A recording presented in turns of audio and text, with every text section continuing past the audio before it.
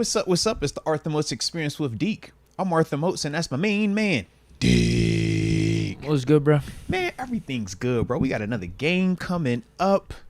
I'm excited about it. You know, got a chance to see some cool people today, so it's cool. It's a little vibe. Just just old homies. You know how that go, bro. No name drops? No. Oh, come on. No. Just old homies though. You know, I was used to their color.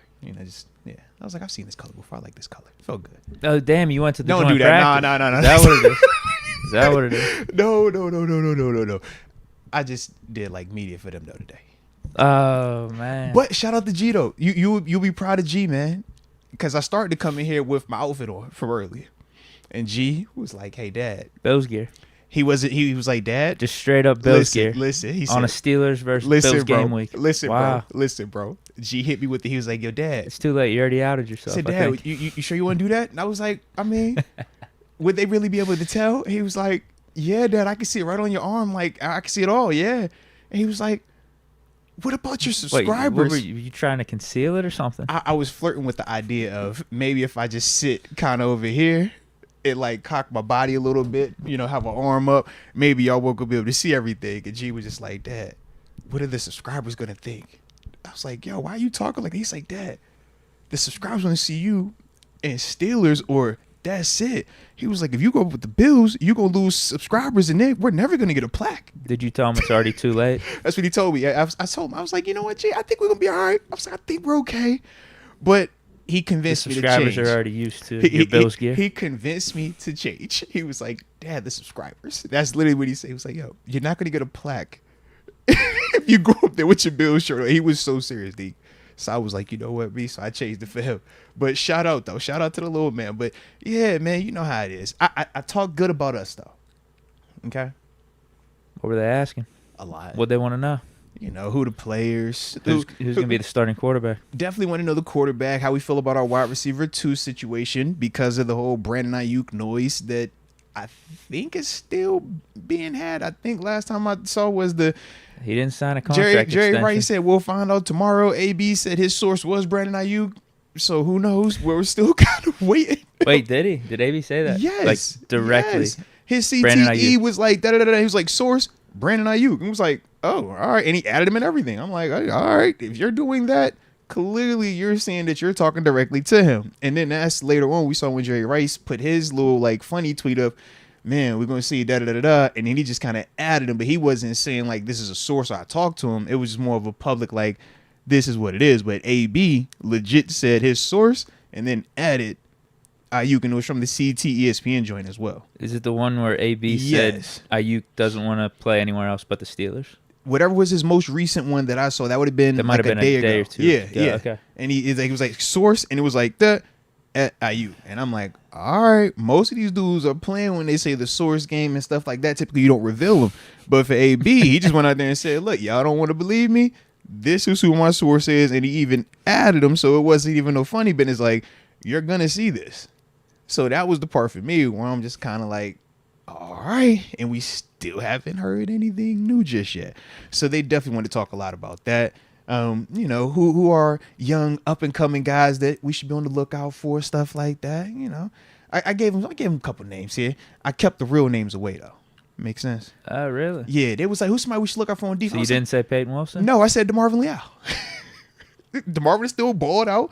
Shout out to y'all that checked out the film session on him as well as Peyton Wilson. But DeMarvin played pretty well. But I was like, you know what? Let me talk to you about DeMarvin Leal for a little bit. You know what? That's I'm going to keep Peyton to myself. I don't want y'all to know about Peyton. And they just lost Matt Milano for indefinitely, might be for the whole season with the torn bicep. Wait, what? Yeah, that happened yesterday in practice up there. Man. So that was another reason why I'm like, I'm not about to tell you about any of this that we got here just in case, you're curious down the line. You might need to make a phone call. Keep that to ourselves. See, so I ain't sell all the secrets. It's pretty good. Thank you. Yeah, man. I appreciate that.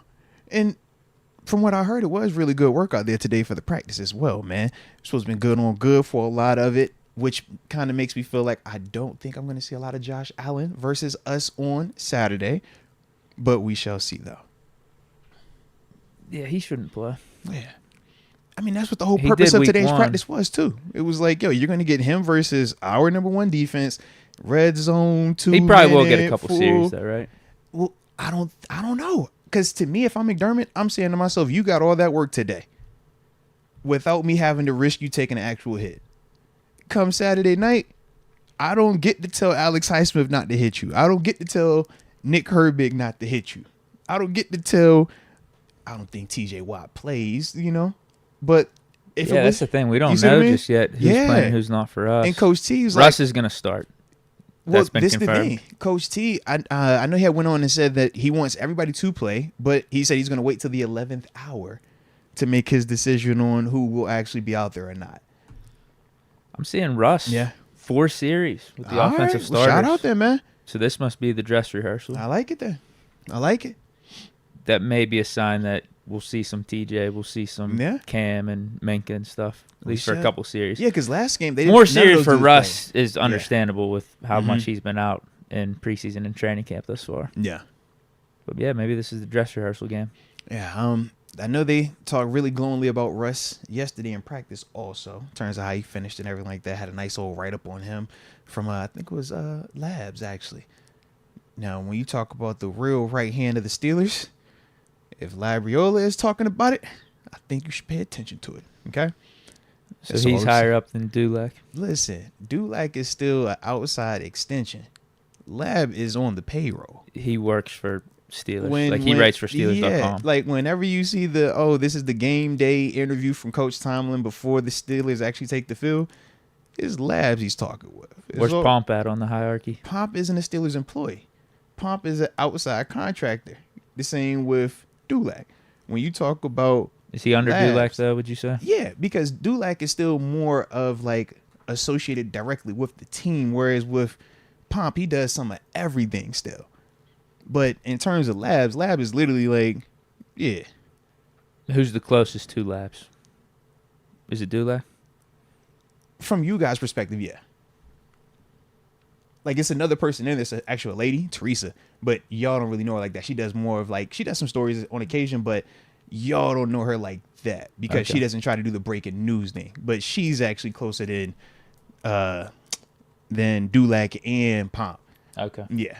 But once again, she's employed by the team, under contract. So that's why it's when you're actually employed with them, it's just a different versus them cutting you a check as an independent contractor, so to speak. Nice. Yeah, man. Learning a little about the ins and the outs. Yeah. Behind the scenes. But Labs was talking real highly of Russ in this article. And like I said, man, when those articles are being published and produced, you're just okay, all right. I think one where he said it was he came in and definitively showed everybody what the starting quarterback or who the starting quarterback was. That's how they talked about it. It was we like what we've been seeing from Phils, but when Russ came out here and one of them was bold underline. He says he hits George Pickens on time and it was a good throw. And it was emphasis on the on time and good throw part, not you got to hold it for a little bit, make something happen. It was that's how they talking about it. So you could just kind of see what they trying to push on people now. All right. Like I said, just the tea leaves, just throwing out tea leaves. All right. If y'all want to know the answer to the test, they giving them answers out. Yeah, I'm not surprised at all. They giving the answers, baby. Because I've been saying that. Yep. I think it's going to be Russ for week 1. Not surprised. And then hearing that he's going to be going 4 series with the offensive starters in the second preseason game, I think that's all you really need to know. Not 2 series, then let's get Fields in there with some of the other starters and see what each quarterback looks like with the main guys. No, none of that. It was 4 offensive series with the starters. Russ is going to leave the game the same time as Pickens is probably the starting O-line and all those other guys. And then Fields is going to get work with the 2s. Mm-hmm. I think that's a clear sign that Russ is week 1 QB1. And there's nothing wrong with that at all. Nothing wrong.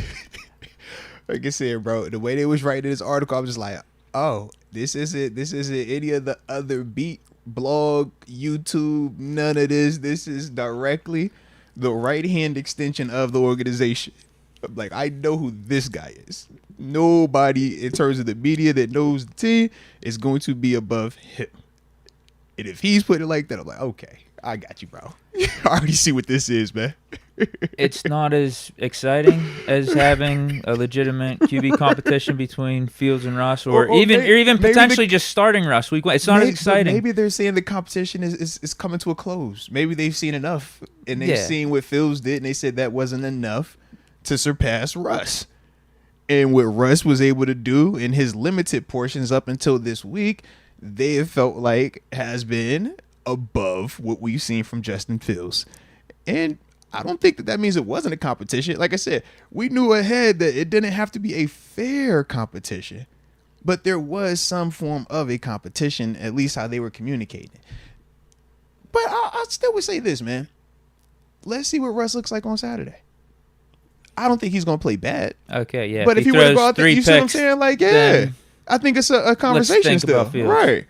That's my thing. I don't see a way that happens, though. But that's more so because of what? The respect that we have for Russ. Yeah. We think that he is that good of a quarterback that even though we haven't seen him play in a preseason game, he hasn't taken a full week of practice, right? But we still feel that confident in Russ that, he should not go out here and throw 3 picks. It's not a lot of quarterbacks who would probably say that about. We put him on, hey, man, you play that long? All right. Versus the starters, too? Good luck. But I think with Russ, there is a certain form of comfort that comes with that. But at the same time, we can't just live there and think that's all right. He still has to make sure that he's going out there and proving it. And I think that's what we'll get on Saturday. But I think, really all he needs to do is not make mistakes. That's what we're saying. Don't fumble the snap. That's really it. Don't fumble the snap and don't throw picks. I mean, I think he can get away with 1 pick. Russ but this is Russ we're talking about. Just don't make it multiple picks. This is Russ we talk. We've seen Russ do better versus higher end defenses for longer games and in bigger games. Yeah, in regular season games and playoff games, not vanilla preseason games. Right. With Fields, those are some of the questions that still linger around him. No matter how good he does in preseason. We don't have these questions about Russ, and I think that's what the organization has viewed throughout this whole process. So even though Fields has been super exciting and has been super consistent and training camp and has looked really good, I think there's still that underlying, this is a practice setting where it is controlled. This is preseason where the defenses are a little vanilla. We have seen Russ even last year coming out here and doing certain things. And I just think that that's the part where they just feel more confident in him early on. But like I said, man, for Fields, keep doing what you're doing. Because regardless of who gets to start, you're always one play away. Literally, Russ pushing the sled hurts his calf was gone for how many weeks? So that's the part where if you're Justin Fields, regardless of what it looks like early on, don't hang your head because that thing could change in a quick. Absolutely. And say it was week 3 and this happens. What changes for us? Nothing realistically, right? Oh, you didn't start the first 2 games, but now here you are week 3 and you got to take it for the rest of the season. It ain't going to matter. Go out there and produce, man. Like I said, not as exciting, but exciting doesn't necessarily win you games. Yeah. Like having a legit competition between Russ and Fields, and maybe even starting with Fields week 1. Like, that's exciting. Like, what could this offense be with Fields? What's the ceiling? The running ability, the athleticism, all that stuff. But, again, it doesn't necessarily win you games. So my question, how many other teams is, out here right now, they got their guy, and their offseason's boring or going into week 1. I was about to say, which one's better? An exciting preseason? That's what I mean. I think you want to lean on the boring side. Yeah. Bengals offseason, pretty boring. Hey, Buffalo's boring. Their quarterback situation, pretty boring. It's boring. Yeah. In terms of headlines and, like, you know what I'm saying? Like, not knowing what to expect. Pretty boring. The Jets quarterback scenario, boring. A little exciting this year. A little bit. Shout out to Tyrod, man. A little bit. Rodgers, how's he look from this Achilles? Yeah. Oh, yeah. For the most part. In terms of you're not going to nobody's going to surpass him. You kind of know who the week 1 starter is. Yeah. Yeah. Yeah. What other places? Well, you get the point. Yeah, Miami is another one with Tua. You get the point. Yeah. Yeah. So just because it's not exciting doesn't mean it's the wrong answer. You know where it's really exciting right now? Minnesota. It's really exciting up there with the quarterbacks, baby. Not now. You get more excitement, man. No, not now. It's even more exciting now. You got a whole year of, hey, what you want to do? You want to stick with this? You want to bring something else? Yeah. It's not that exciting. It's very exciting. Yeah. They woke up having probably only like Sam Darnold. They was like, oh man, not that exciting. They was like, oh gosh, just JJ McCarthy. No, let's spice it up a little bit. spicing it up, man. Yeah, but this boring talk goes back to what I said a couple months ago. Like, don't overlook what Russell Wilson is. Don't overlook the Hall of Fame pedigree. Don't overlook the greatness he's accomplished. Like, to this point, it is kind of boring because we know what it is. And Justin Fields, we don't know exactly what he could be. But what's more apt to win you games right now? Right. Russell, like that's the name of the game, point blank, period. Yeah. Win the most games possible. Absolutely, man. I think Russell Wilson does that week 1. That's where my money is. That's where my chips would be. And I don't think this is the wrong decision at all. No. I do think, though, because of the timing of it and potentially with some of the, stuff that's going around the league, does that make Fields any potential for other teams to want to call him up? Because if you are one of these other teams, potentially, or specifically, let's not other team it, we could Minnesota it. Which scenario would you feel more confident and comfortable with? Sam Darnold as your guy, or if you see, man, they really like Russ, regardless of what Fields has done in this preseason. Oh, you're talking about trading for Russ? I thought you were I'm talking about trading for Fields. That's what I'm saying. Okay. Because, and I said I mixed the names, but my bad on that. But it's like, would they have any interest in potentially a Fields? Because if Darnold's your guy right now, you just said it yourself, that doesn't make you feel so confident, but you still feel like you got pieces up there. It's still a 1-year deal. I think they're going to have to stick with Darnold. I think Darnold, Fields. Because Fields is a 1-year deal, I think they're in a very similar place in their careers. Okay. High-end draft pick. Maybe Fields has proven more because he's put up better numbers. But I would say so. Same kind of spot where there's a ceiling left out there, but they've underperformed. And I think it's just the fact that Darnold's been with the Vikings this whole offseason, and they're less than a month away. Like, they got to stick with Darnold and not try to ruffle any feathers. But it's one thing to stick with Darnold. It's another thing to say, I want something in here that if this doesn't do what it's supposed to do in week 1, 2, or 3, you're saying trade for him as a backup. Yeah, you're still learning this system. You still have a chance to surpass him because of how talented you are. But we know that you haven't spent all the OTAs and training camp, so you're naturally going to be behind these first couple of games. That naturally gives Darnold his opportunity. And for Fields, outside of location, your contract is still the exact same. You still are getting out of it at the end of the year. And I think for him, you might even feel more confident about your ability to get on that field backing up Sam Darnold than you do if you're just saying, man, how long does it take for Russ to get hurt, play bad, look old? Those are legit questions that we don't know if that's going to be this year or the next 3 years. But with Darnold, we've seen him not be able to consistently put it together a lot more than we've seen Russ look bad. And if you're Fields, maybe. That's what I'm saying. Yeah. Would it be a good scenario for Fields? And this is only because of the recent where we are seeing the organization going with Russ now. Yeah. A week ago, they weren't talking like this. It was more us kind of like, I think it'll be this, but they haven't officially said that just yet.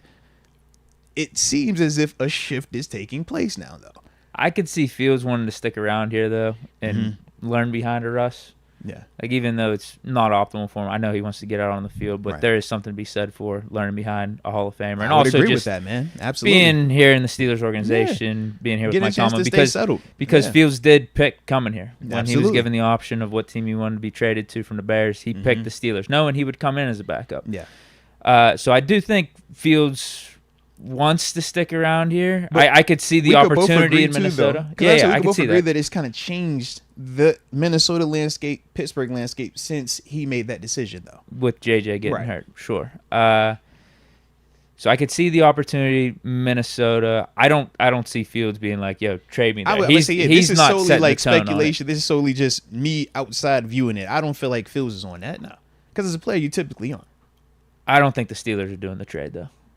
I don't think Pittsburgh calls them. I think Minnesota could call us, though. Because if Sam Darnold is your quarterback right now and we look at the rest of their depth chart, you mean to tell me a Justin Fields sitting behind a Russell Wilson isn't intriguing enough to make a phone call to? I don't think they're going to give up enough right now. It might be a different story if they're sitting week 5 or 6 and Darnold's shit in the bed. Yeah. And they're somehow still in contention. Maybe they're hovering around 500. Yeah. But right now, I don't see them giving up a high draft pick to get Fields, and I think that's what it would take for us to get off of Fields. Yeah, because I think Fields is more valuable to the Steelers than a future 5th or 6th round pick that the Vikings could give up. From our perspective, I agree. I don't have a scenario where I want him to be gone. No, not at all. I'm just simply talking from the Vikings standpoint. That could be very appealing, is what I'm saying. I think, at some point in the middle of the season, and you could take the Vikings and extrapolate that over any team across the NFL. If anyone's starting quarterback goes Justin down, Fields, it's not like he's some regular backup. Like, this is a dude that was been starting ever since he's come into this league. Yeah, this could be something we talk about at some point in the regular season. Like I said, if someone's starter goes down, then I think they're going to be calling around to a team like us or another team that has a high quality backup. Desperate enough, they will make the right offer. Are we really going to say no to a third? Would we say no to a second if it's Fields and he's just sitting here behind Russ on a 1-year deal anyways? Those are the legitimate questions that I'm asking, bro. It would be. Yeah. I think it would, because we're looking at Fields as potentially being the future. That would be the thing that, along with looking at Russ being a part of that as well. But Russ is balling out. That's what I'm trying to see. You will keep them both? I'm not giving up nothing. It's like, that's what I'm just trying to have that conversation a little bit. I think it's too early for it right now. Yeah, respect. But watch out, week 3, week 4, middle of the season, a team's QB goes down, or in the Viking scenario, I'm like, their QB just went down, and you got Sam Darnold, and we're saying, hey, man, how confident you feel about Sam Darnold? How intrigued are you with Justin Fields, though? And what would it cost for you to pair him up? And now you still have your JJ over there. I was going to say, I don't even know if Vikings would be the best team to use as an example here, because they have a JJ McCarthy. They may not be willing to give up a lot to get Fields. Whereas like a team that has a starter go down, they don't have any future sitting behind the starter. Ooh, I see. Yeah. You know what I mean? I think they'd be willing to give up more than a team like the Vikings. 'Cause maybe if Darnold's not working out, the Vikings are just like, all right, this is a wash season. We just got bad luck with JJ going down. Let's do our best, but if we're picking in the top 10, that ain't gonna hurt us. Yeah. For a rebuild. Okay. But it might be another team like maybe the Jets if Rodgers goes down again. You know what I mean? They don't have a quarterback sitting behind. I mean, the Jets are a bad example. They got Tyrod. You should go Giants, man. Go Giants, something like that, bro. Giants. Yeah, that's an example. They got Drew Lock though. Oh, don't do that, bro. Drew Lock, Sam Darnold, they definitely the same people, man. I'd take Sam Darnold. Drew Lock, Sam Darnold, Zach Wilson. Just throw them all together. Shake them up in the bag, whoever come out first. It's like the Saints, maybe. Yeah. Raiders got. I was gonna say the Raiders, but they got the young quarterback out there. Yeah, they got Broncos young quarterbacks, mid to low tier quarterbacks with Minshew. Chargers, no, because you got Herbert. But if he goes down, actually, that would be a good example. Makes it interesting. Maybe. And Fields being on a 1 year is not going to kill any team's cap. That's the other part. 1 year, very affordable contract, but at a crazy position, which is quarterback, and that's partly why we wanted him. So that's what made it a little bit more of a appealing thing for us to go get him. If he had that $20 million contract, we were just like, hey, I don't know if we want that all the way. Bills? If Josh were to go down, I think it's interesting. Heck yeah. You're thinking about that? If Josh were to go down, but once again, this is a scenario where we're talking about the franchise $100 million quarterback going down. No different if we said if Joe Burrow went down to your Cincinnati. You still feel like you're competitive. That's what I mean. Some of these backups are good. Like, would you feel good about Mitch for the rest of the season? Do you feel good about Jake Browning for the rest of the season? Nobody does. If he comes out there and overachieves again, great. But who feels confident about Jake Browning? If you felt that confident, you would pay him $150 million. We know that. He's a good backup. I mean, they can win games. Think about it. Mitch a good backup. Kyle Allen a good backup. We can name good backups, but good backups and starting quarterbacks, franchise quarterbacks, that's a different conversation. Yeah, and that's where it's weird because Fields is only under contract for 1 year. And if one of these, like if Burrow goes down, like Burrow's still your future. He's still your guy. Yeah, you feel great about him. What's Fields really going to do for you long term? Jacksonville, it's the same conversation with Trevor Lawrence. It's like, that's the guy that you would view as your long-term guy. I think it's... But maybe that's what you're saying. Maybe that's why it does work out with Fields because he's only under contract for 1 year. It's a 1 year deal. And he needs the audition so he can get the tape out there to get back where he would want to be anyways as a starter. Jacksonville would be a good scenario because I don't even know who Lawrence's backup is. Fair enough. Yeah. Because like Browning versus Fields in the Bengals system. The Bengals I think are gonna Taylor might probably stick lean with Browning. more, because he's already seen him have success in it too. Right. Whereas Jaguars might be the best example. Yeah. I think Vikings would be too. We talked about that with Darnold, but How you feel they about got Niners? McCarthy chilling there as their future. How you feel about San Fran? If Purdy were to go down at any point, I feel like Who's they're their still backup? more of a system. I don't even know who their backup Yeah. is. Maybe they're calling Pickett. Because I'm about to say Buffalo feels good. Not only do they have Mitch, Deke, we just recently signed arguably the greatest free agent quarterback that was on the street, man. Jaguars got Mac Jones, so maybe they're just gonna roll with him. Ooh, shout out to Mac. But yeah, Buffalo, this third quarterback they just signed, Deke. Hey, earth shattering, baby. Just know that. Quarterback? Quarterback, yes. This happened recently. It happened yesterday. Yeah. They're He's saying nice. Dobbs is the backup out in This quarterback San that I know Fran. is nicer than Dobbs, though. And Dobbs is a dude. You know Dobbs. All right, who is this guy? This just happened? It just happened, bro. He liked that, though. Dude, there's a lot of good backups. That's in what this I'm league. saying, bro. Mac Jones is the Jaguars' backup. Yeah. So is Mac Jones a good starter? I don't know. I just think they would I roll respect with his him. backup, Then. though. Yeah, I think they would Fair roll enough. with him. Fair enough. But dude, this Bills Lawrence third went quarterback down. though, they ain't got nothing. Nah, they ain't got nothing on this one. I saw Claypool's out for the year. He had a little toe. What happened? He Ben had it. DiNucci. Come on, baby. Come on, baby. Just click his profile. That real just quick. happened recently. Click his profile, Deke. Can you just click his profile? Where did he go to school at? He went to Pitt. No, he didn't. Where did he go to school at?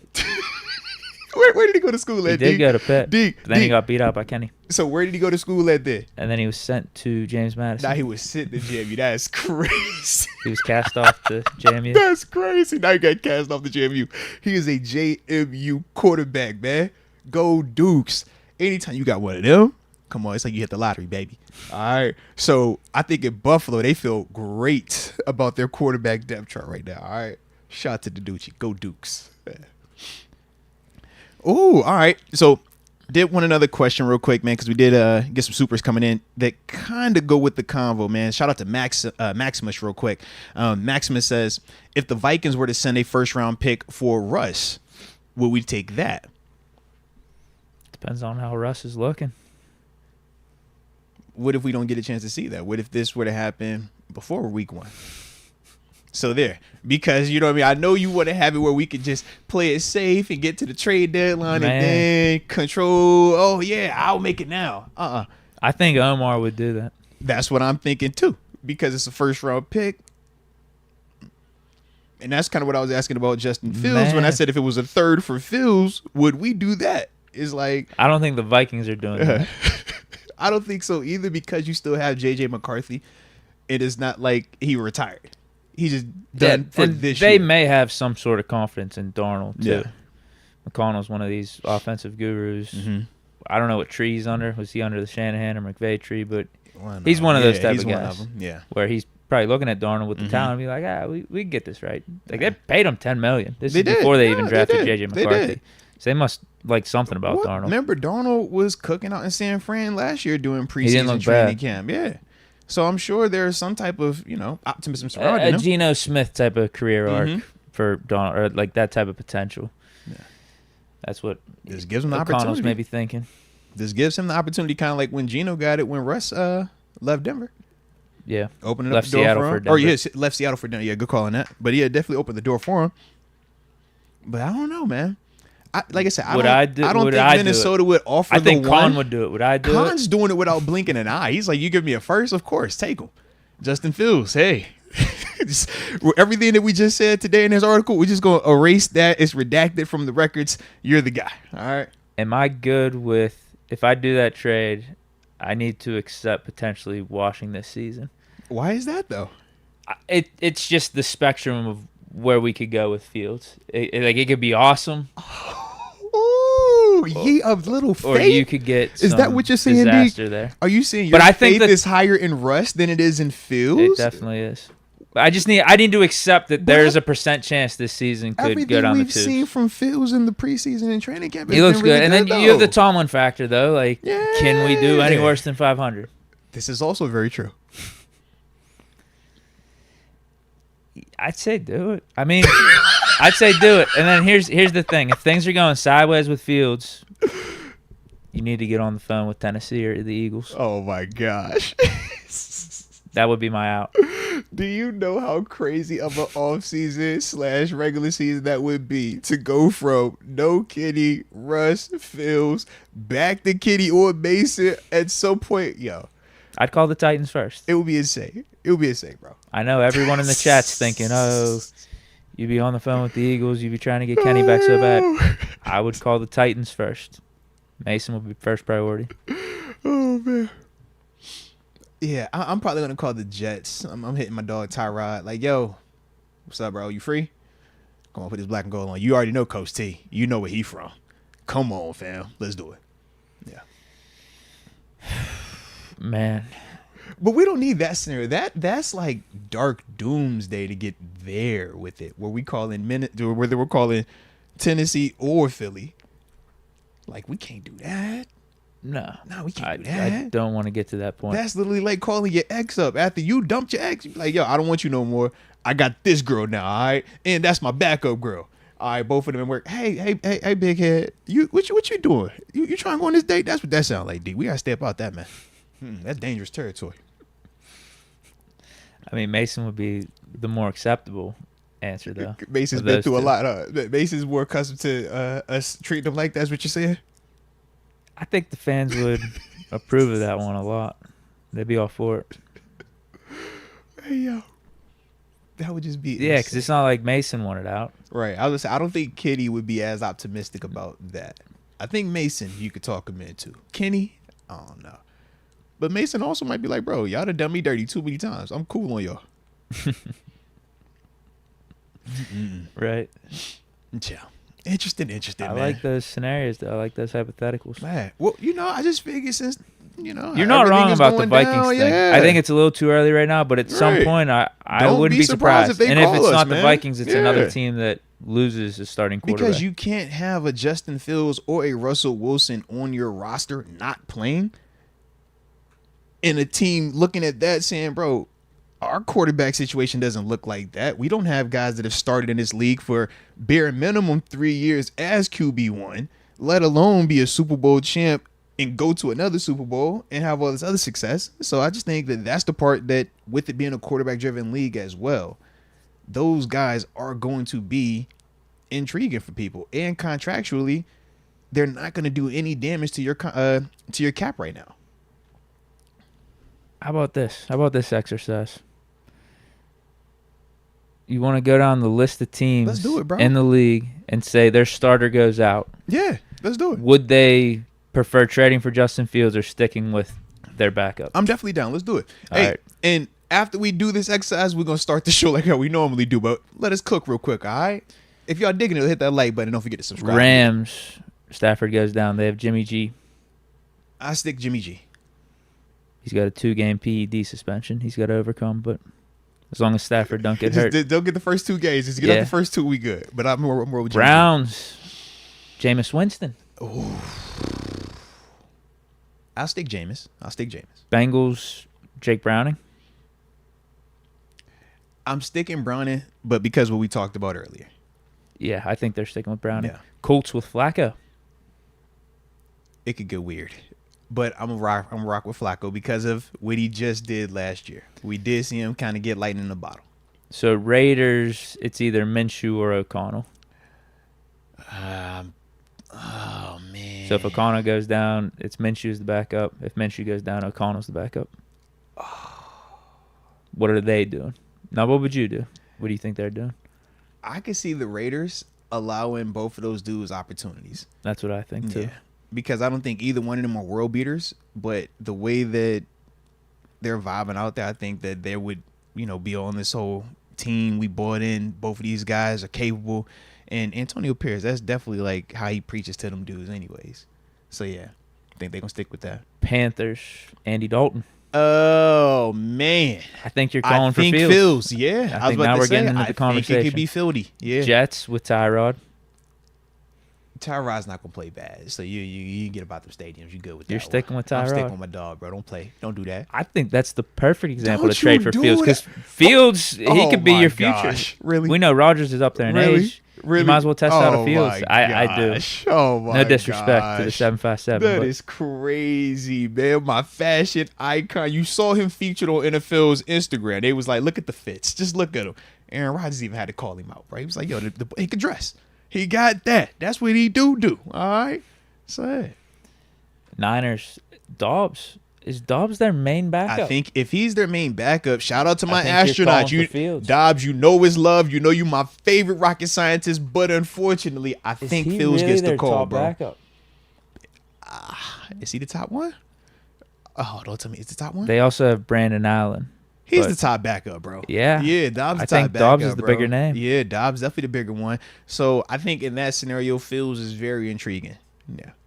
And if you think about it, Fields and Dobbs, athletically, their profiles are very similar. We just know that Fields has been more accomplished, but in terms of their style of play, they do favor each other a lot. Patriots with May. That's a no, right? Yeah, because that's the same as the Minnesota scenario. Falcons, And Penix. don't they have a Brissett as their backup up there? I think anyhow? Brissett's going to Yeah. start the season. Yeah. So I think they're saying I'd be saying if Brissett went down, they would obviously go with May. Yeah. But then, if it's reversed and May goes down, I don't think they're trading for Fields. Nah. They're just going to be like, this season sucks. Yeah. Falcons with Penix, no. Yeah. Jaguars with Mac Jones. I'm going to say no. Are they sticking with him or trying to get The Fields? only reason I say no, Mac just got down there this year.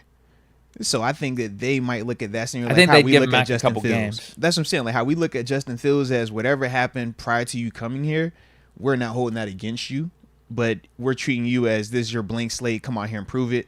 I think that they would look at Mac Jones very similarly. And you can make a case that Mac has had his success. I mean, he was a Pro Bowler. So Yeah, he legitimately played good you know as what I rookie mean? year. So it's like you have at least seen some consistency from him throughout the season. Doug Peterson, offensive coach. Yep. At least Mac's been there through Mhm. the offseason. So, yeah, I think they'd give him a chance. Yeah. Chiefs, Carson Wentz. I think they're sticking with They're Wentz. I don't like it, but they will. The Andy Reid connection. I'm not a Wentz guy, but they I would don't definitely think, do it. Yeah, They would Wentz wasn't definitely with do it. Reid, but he Nah, was but it's with Philly. Peterson Yeah. and Philly. Yeah, I think they'd Mhm. stick with Wentz. They would. I don't like it though, but they would definitely do it. Seahawks and Sam Howell. I think they'd stick with Howell. Yeah. Eagles, Pickett. Ooh, they calling him up. They calling him up. You know they calling Fields up. We was calling Fields up, so why wouldn't they call Fields up? This is the exact same thing that happened to us. We called up Justin. they're giving so they Pickett gonna a call up chance. No, they call it Justin on speed. Hey, yo, Justin, what's up? They gonna hit Weidl first. They say, yo, Weidl, you know how we do business, bro. Don't play, man. Hook us up, bro. You know that. They for certain call I think Fields, they're bro. giving Pickett a chance. They're calling I will Fields. admit, Fields would fit the Eagles system like Hurts He's like does. Jalen Hurts. Yeah, it would fit. Come on. You can make a case. Who's the better athlete? I think they're giving Pickett Fields the or chance. Hurts. Who the better athlete? Oh. I guess that's the one we disagree on. That's why they'll give Pickett the chance. They like Pickett. Hey, look, Tyrod don't get the chance, but Pickett get the chance. Oh, heck no, man. Heck no. Absolutely not. If my dog Tyrod ain't getting that chance, man, Kenny definitely get that chance there, man. Tyson Badgett with the Bears. Oh, it's over. Nah, you can't bring him back, though. You can't bring him back. Oh, yeah. You can't bring him back. Absolutely not. You can't do that. Yeah, no way. Cooper Rush, Cowboys. Yeah, I'm calling. I'm definitely calling. Yeah. Yeah, Shout out to Cooper Rush, but I'm calling. If Yeah. he's out, if Dak's out for the season, That's what we you saying. might as well. Because that's what we're It's saying. not like, a few games. The QB is gone for the whole year. Right. I agree with And you. it's still on a 1 year, so it's not gonna take away from Dak going forward. Well, it could if Fields does yeah. good. Oh yeah, because Dak hasn't got the new contract just yet either. Yeah. I'm with you then. That's all the more reason they would make the call. Mason Rudolph, Tennessee. I'm calling Phils. Actually, they're gonna let him get a shot, but I think Phils is on the quick like, yo, Pittsburgh. He got a quarter of looking not like the Mason at the end of last season, and I'm hitting y'all. I'm calling like. Yeah, I think they're giving Mason the shot. I already told you. I think Mason starts at some point this season, You with think or about without how many quarterbacks Levis they getting used the injured. past 2 years, man. Yeah, We saw Dobbs start after getting signed. I think it was 2 days prior. Played halfway decent too, man. Shout out Dobbs. Yeah, Mason's getting a start this year. Okay. And it's because Levis gets hurt or Not because Levis gets hurt. It's going to be Levis's poor play that could potentially get Mason in there. I know you're not a fan of Levis, man. I just think that people think that Levis at the end of the day, I get when it. it's all He's said got and talent. done, they think he going to be way, he going to have that thing on him. He's got talent. I'm not Right. going to deny that. Drew Lock with the Giants. I'm calling the Giants. I'm calling Fields. Yeah, I think There's you might no as way I'm well. sticking with Drew. Can't do it. They'll give him a chance, though, because of some of his upside. Yeah. A couple games. Texans with Davis Mills. Nah. Davis actually played well, man. I like And Davis. they already got their Yeah. guy, C.J. Stroud. Mm-hmm. Vikings we talked about. The Vikings, I can see them being interested in it, but I think Darnold is in the same Mason and the other cat we just named, in the sense of you're gonna at least allow those guys opportunities to fail because you think that, man, we've seen them have some type of success. They've been here throughout this whole offseason, and I don't think there's nothing wrong with that. Mike White, Miami Dolphins. I'm calling him. I'm calling Phils up. I know you like Mike White. I think Mike White's legit. I'm calling Phils. Yeah, that could be intriguing. Yeah. Mike White is what we thought, I think Jake Brown is what we thought Mike White was going to be. That's how the way you talked your Mike White up for that game and a half, was like, no, bro, he ain't no Jake Brown. He cool, though. I think they'd stick with a Mike White. I hope not. I mean, well, I hope for us they would, but I could see them being very intrigued by Justin Fields sitting on this bench. And we like, Mike White, Justin Fields. I think I'd put them in the category if they'd give Mike White a few games. Okay. Easton Stick with the Chargers. Yeah, I think you call Fields. Yeah, I could see that. Definitely Harbaugh see with that. how much he likes to run it too. I could definitely see that. Phil's game is comparable to a Justin Herbert style of play. Cardinals, Desmond Ritter. Absolutely, you're calling up Fields. Nah, you ain't calling Fields. Really? No. I think they want to allow Ritter some Man. opportunity. I just think Ritter doesn't have as much exposure as we've seen from other quarterbacks that we're naming. That's all. Man. And I think his game might be just buttoned up enough that it's not going to kill you.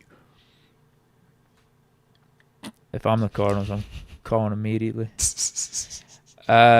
Commanders with Marcus Mariota. They already have Jaden Daniels. They just I don't drafted think him. so.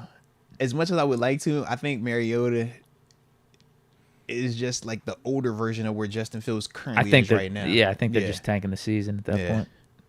If Jaden Daniels goes down. Mm-hmm. Josh Johnson, Baltimore Ravens. I think they're calling for Fields. Where's the Pro Bowler at? I think he's with the Browns. I think he's QB3 with the Browns now. Ooh, you might be right. Never mind then. They'll call him up. They will, Call but up we Justin. can't give the Ravens Fields. What if they offer the second? It'd have to be a second or first. I was about to say, if Something they like offer that. the right thing, I think we send him over there, bro. He could be wearing that black and purple. We'd be like, I hate him for that, but hey, that second round pick, nice. Dude, if they're rocking with Josh Johnson, they're going to have to make a call to You us. see what They're I'm going to have to saying? make a call to some Like, team they're for their calling backup. somebody. Yeah. And it's Baltimore. Baltimore, I mean, they under Harbaugh, they keeping it where they ain't going to be god-awful, even if Lamar were to go down. Like, yeah, you got to get one of these quarterbacks I mentioned over Josh Johnson. Yeah. Like, maybe you call That's the what I'm Titans for saying. Mason. Yeah. Maybe You got to call somebody. You might even call Kenny over Yeah, Josh. that's You're what like, I mean, yo, like- Kenny, hey, man, let me just see. I'm curious. Yeah. You're calling for one of these Yeah. guys over Josh Johnson. Mm-hmm. Hell, I mean, even Mariota. That's what I'm saying. Like, I don't like the fact that, shout out to Josh though, man. Trubisky with the Bills. You got Danucci over there. So even if Trubisky ain't, you got Danucci, so we good. You're sticking with Trubisky and I'm Danucci over Fields. Danucci. It's more so Danucci Oh, because man. if Mitch doesn't work out, I know I have a JMU guy that can come in there man. and make it happen. That's what I'm saying. Mm-hmm. That's what I'm saying. And shout out to Mitch. All right, but I know I got Danucci, so I feel confident. Danucci won some games last year. Don't forget, or a couple years ago. He had a little hiatus since then, but he's had some success. I think Bills are in a tough spot if Allen goes down. Just as if 100% they are. just as if the Bills Yeah. or the Bengals having Burrow go down, any of that. Like it's going to be tough. Like look, because I'm be over here like, I don't think Fields is saving you, is what I'm saying. And Deke, Whereas like I think if Fields goes to like Yeah. the Ravens or like the Chargers, like he has a chance. Yeah. right, with the certain systems they got. And he'd be upgrades over those guys. I think for what the Bills ask of Josh, I think that would be a lot for Justin Fields to come in there and just do. and especially doing it without the offseason. But what I was saying is I'm kind of conflicted because if Josh were to go down based on, where we currently are up there, it wouldn't be a terrible idea to just let it ride. And then you go out there and pick early, get you some new reinforcements next year. I'm not sure. I've caught on to that. You don't have faith in Mitch like that. No. It's not about having faith in Mitch. But if the expectation is going to a Super Bowl and winning it, I don't personally feel Mitch is delivering that. So if I don't think he's going to deliver that anyways, I'm fine with allowing that to play out. And then I'm just going to get me a nice draft acquisition. And hopefully that talent could come here and now when he's back the following year, I have me a higher end resource to help him out. Because remember, they did not have a first round pick this year. So you'd be rooting for the Bills to lose. It's not rooting for them to lose. It's just you understand what the scenario is. It's a difference between when you legitimately feel like you can win a Super Bowl versus when it's like, yo, all these other things got to go right for us to have a chance to be in that game. That's all I'm saying. In Buffalo, with Josh there, you seen what they've done since he's been there. You seen what it looked like before he was there, though. That's all I'm saying. I've seen it before. I'm not in a rush to see the after just yet. So it's like, yo, we could just pause that in between and just get him some more hope for the next year. That's all. I'm taking that's page out of your book, Deke. I feel like you would do something like that, man. When you have a franchise guy, you man, don't take it for granted. Bro, yeah. You would do the same. You'd be like, yo, we're going to let this year play out, and then we're going to get a better resource to help him out next year. Now we back up. Yeah. Few more. All right. Jared Stidham with the Broncos. Damn. They might. I don't even know if they'd go with him. Maybe they'd try with Zach Wilson. I think they're going to start with Bo Nix. Nix is going to get the start. I think so. Yeah. But Wilson being there is intriguing also. Yeah, I think they'd just try with him. Sudfeld with the Lions. Yeah, I think you call Fields.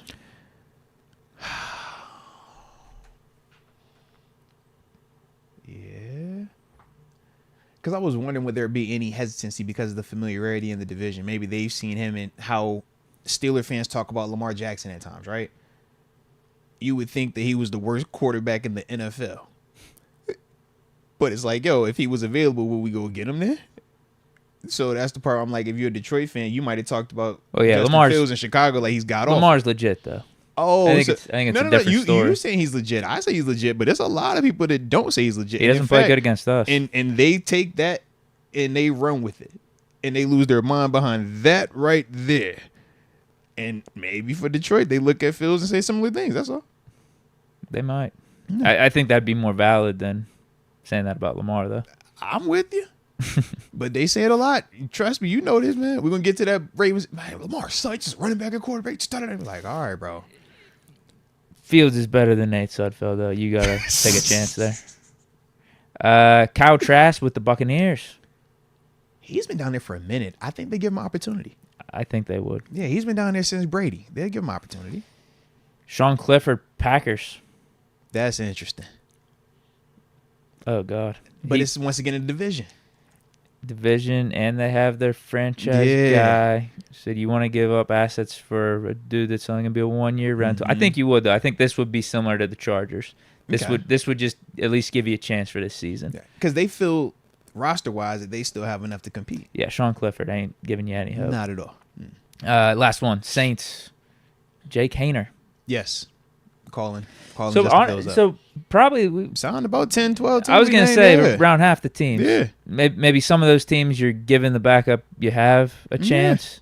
So depending on when the injury happens, that could affect things. Because if it's after the trade deadline or right before the trade deadline, they're probably not making the move. But if it's early on and Mac Jones is sucking it up for the Jaguars a little bit, then maybe a team like that makes a call. But even aside from that, I'd say at least 10 teams. Yeah, starter goes down like immediately. They're making the call. And this is the thing too. And shout out to Mike Cook. I see you in the chat, man. He's looking at it as we're trying to get rid of him. It's not an issue of trying to get rid of any of our players, but when you look around the league and you understand the value that is placed upon quarterback and the need for those guys to play well for your teams to have a chance to legitimately make a run in the postseason, we're talking about Fields being our number 2 behind Russell Wilson in this scenario. If Fields is our number 2 behind Russ in the season and these other teams have lost their starting quarterback like we just saw in Minnesota, Justin Fields is very appealing to those guys. That's the reason why he was so appealing to us this offseason. That's what we called. Was like, yo, bring him on in.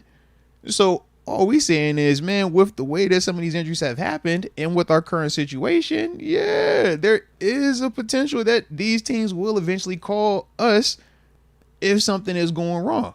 So we just having that convo. That's it. Let's the not Vikings act like are Fields calling the not Cardinals, like, come on, bro, what are we talking about? For Josh Dobbs last year, like, what are we talking about, man? Seriously, for any team if their starter goes down. Like, what? Yeah.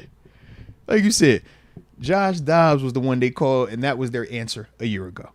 You're not going to tell me Justin Fields sitting here for what, $5 million? How much you got? $5 million? Something like that, right? I don't know. Yeah, it ain't crazy money. If that's available as your backup, man, of course they're going to call and say, hey, Omar, what does the number? What's the number? Right? Yeah, they're at least going to be interested. And then it's up to us to say yes or no. Now, if Omar were to do it for a fifth or a sixth, I think that's a way different conversation than a second and a third. But we're not going to act like if a team offers a second or a third for Justin Fields, we're going to turn our nose at him and say, oh, if Russ is doing good too, like, season's going well. And Fields is more of an afterthought. Right. Like, y'all know better than that. No, don't do that. Yeah. You have to. No. You have to think about it. So that's my whole thing, man. It's like, I don't want either of our guys to be gone because we do finally feel like we have a dope QB room where we have multiple options, and that's why it's been a little exciting up until the recent reports from the squad, you know what I mean, about how they view that quarterback room now. But that's definitely shout out to Mike Hood. He said, yo, just unplug the phone then. Don't even worry about the offer. Unplug the phone. I like your style, baby. But Omar, he a businessman. That's all I'm saying, man. Omar gonna look at that and say, hey, I can get this second. I still got my QB that's playing in rest anyways. Let's go ahead and make this thing shake. I don't like it per se, but that's all, man. But shout out though, bro. Shout out to you in this exercise to start the show off, Deke. That's doper than any Deke thought you've given us recently. Well, that was bro. you. I mean, you brought up the Vikings potentially looking for a field trip. Well, I know you like J.J. McCarthy. When I saw he went down for the year, I was like, huh. That was tough for him. You know, yeah. So I just started. He looked good in the preseason game. He did, and we know the Vikings, at least on paper, they still feel like they got some pieces up there. So yeah, you got Justin Jefferson. You catch what I'm saying? Yeah. Well, Addison might be out. I did see that with the ankle injury right now. They got. Is that all it was? They said I it's thought an I ankle. saw ACL. Oh, I didn't see that part.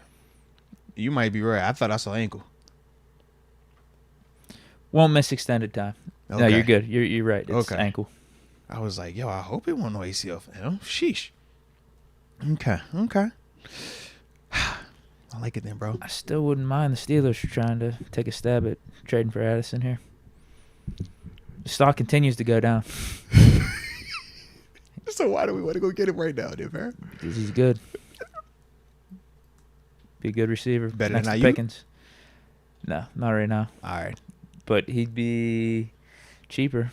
So if you could pick between going to get Aiyuk and going to get Justin Addison, but you got to give up a second or a first maybe to get Addison. I think I'd get Addison, actually, because you don't got to worry about the contract right away. Even if it's not produced all the way to the same extent as Aiyuk, though. And you currently Addison's said going good. into his second year, his stock is slightly down, more so because of off the field Get than him back on home. the field. Get him back to Pitt. Get him back to where his roots are. We seen the last quarterback. We seen the last time we let a Pitt person stay close. How that turned out? Well, maybe with Addison taking a little pit stop in between, couple pit stops in between.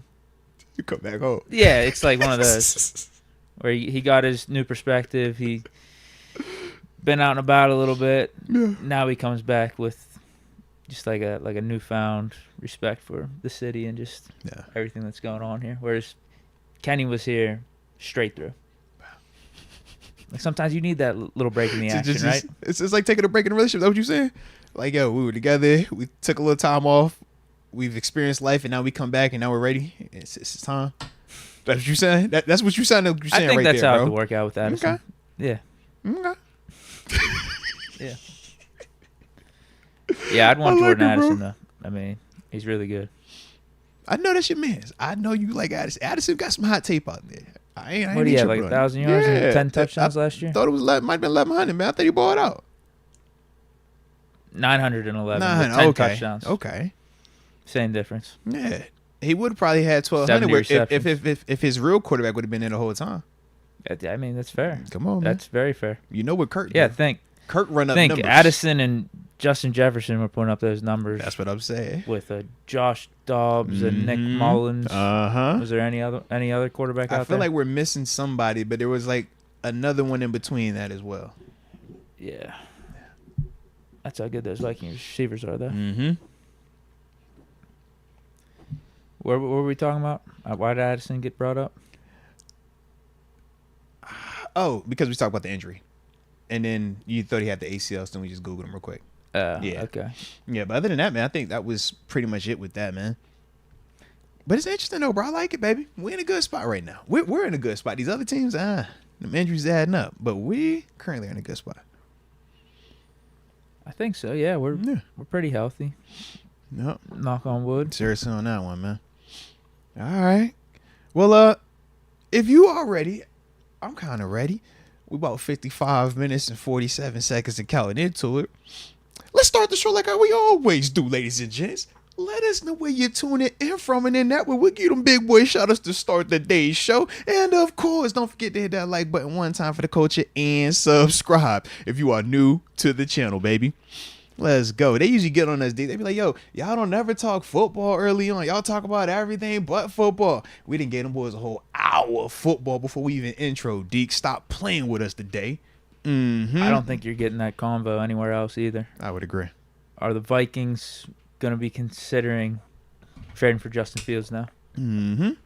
And what teams would actually try to trade for Justin Fields because they feel like it'd be an upgrade over their backup if their starter went down? Who's talking about that right now? Great combo. Juice Bellamy, 610, Villanova. Shout out to the 610. Caleb Campbell from Titusville, PA. Shout out to Titusville as well, man. Let's get it. Mike Hood, the 614, Columbus. Shout out to Columbus. What up, Mike Hood? The Don F.A. Quan from the 323, Watts, California. Yes, sir. Cali in the building. Corey Martinez, the 915, El Paso, Texas. Watching on break. Salute you. I like that, man. I like that. Hoodie season, tuning in from the 412, Beaver, PA. Shout out Beaver, PA. In fact, I was just out in Beaver. Yeah, that was yesterday. Yeah. Shout out to the good old people over there, man. Kenneth Moses, 757, salute from Virginia Beach. He says, let's get D-Hop. What's going on with D-Hop? D-Hop got hurt, though. Doesn't need surgery, but they say he was going to miss all the preseason, right? Yeah. Because he sprained the knee. That's what he has. I'd love to get D-Hop. How you feel about the knee situation, though? I just don't like when they get older and they do the knee or the back.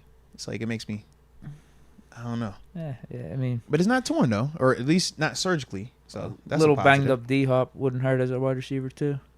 Yeah, very true. He's going to combat catching. He's only got 1 year left on his deal. It's not that expensive.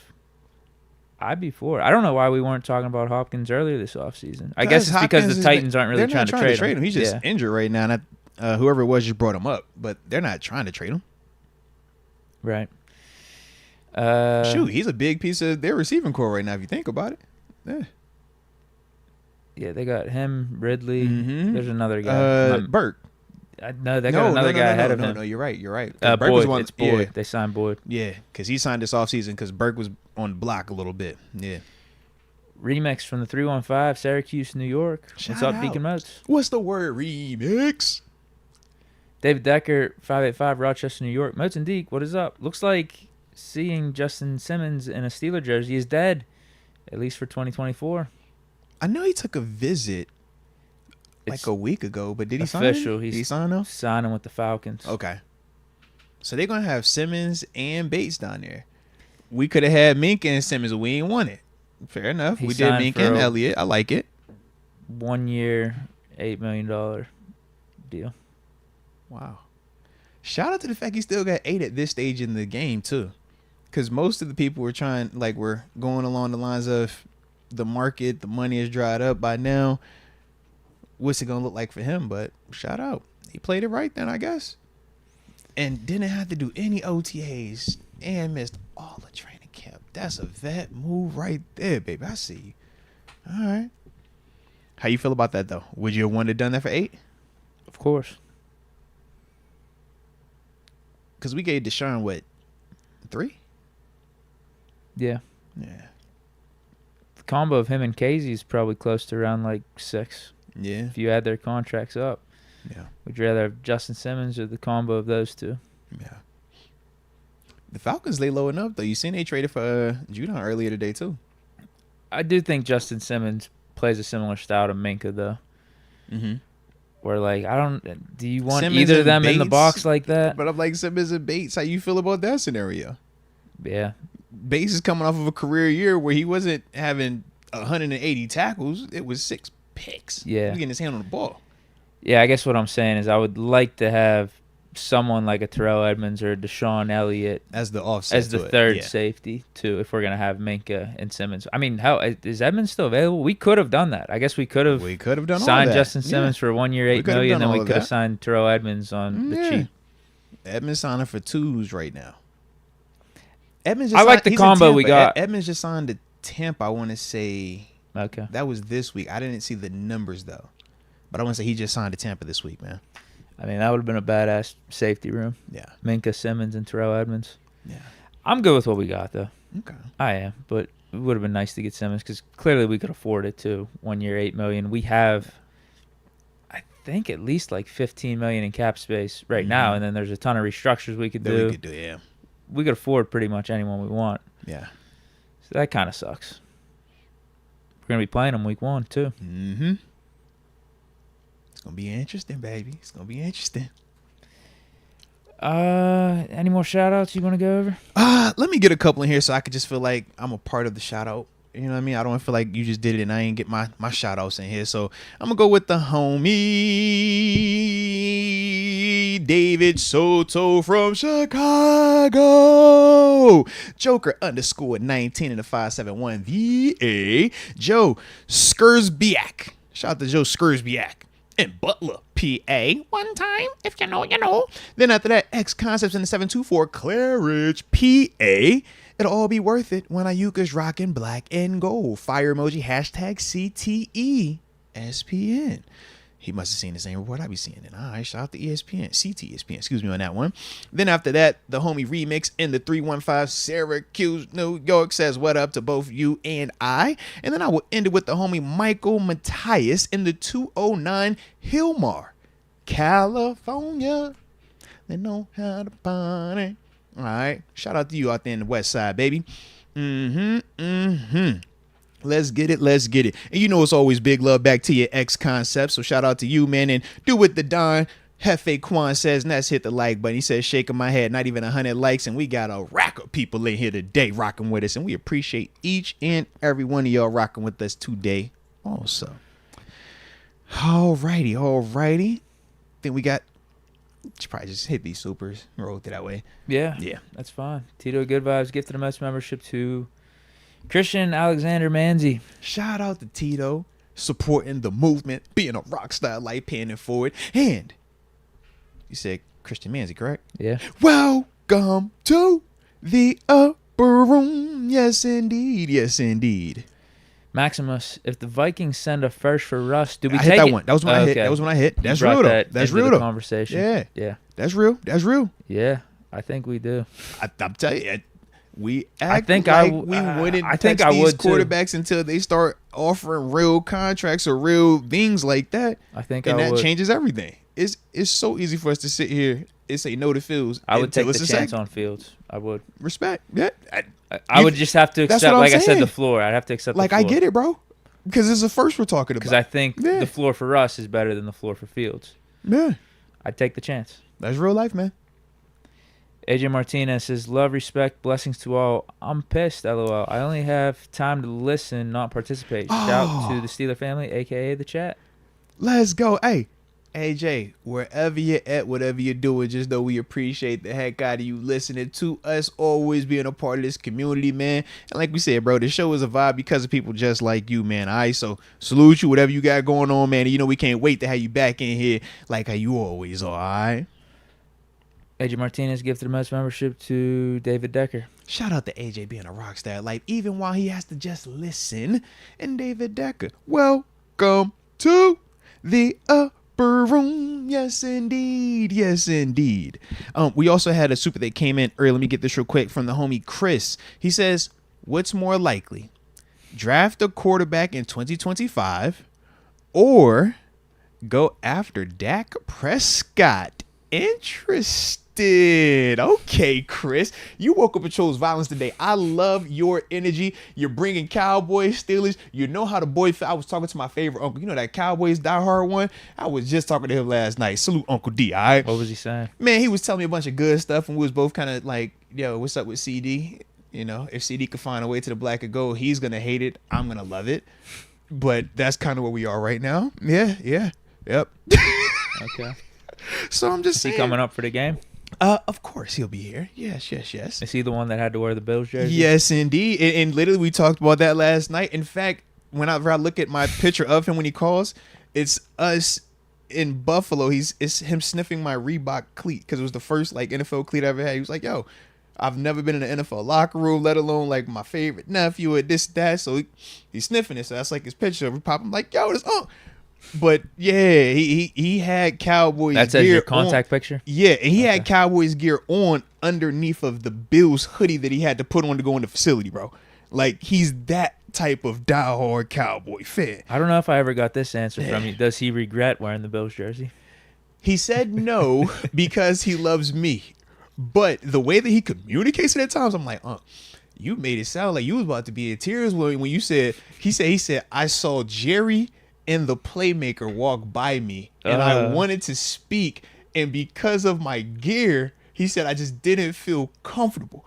And then he said it was Drew Pearson. He said he also walked by. He's like, yo, I love all this. He's like, but I'm decked out in Bills blue and red from head to toe in the Bills family section in the back where everybody's at. He's like, so I feel he like sold his soul. Yeah, I feel he like basically sold his soul. I feel right like there. for him, he said, I did it out of the love for you, but this hurts.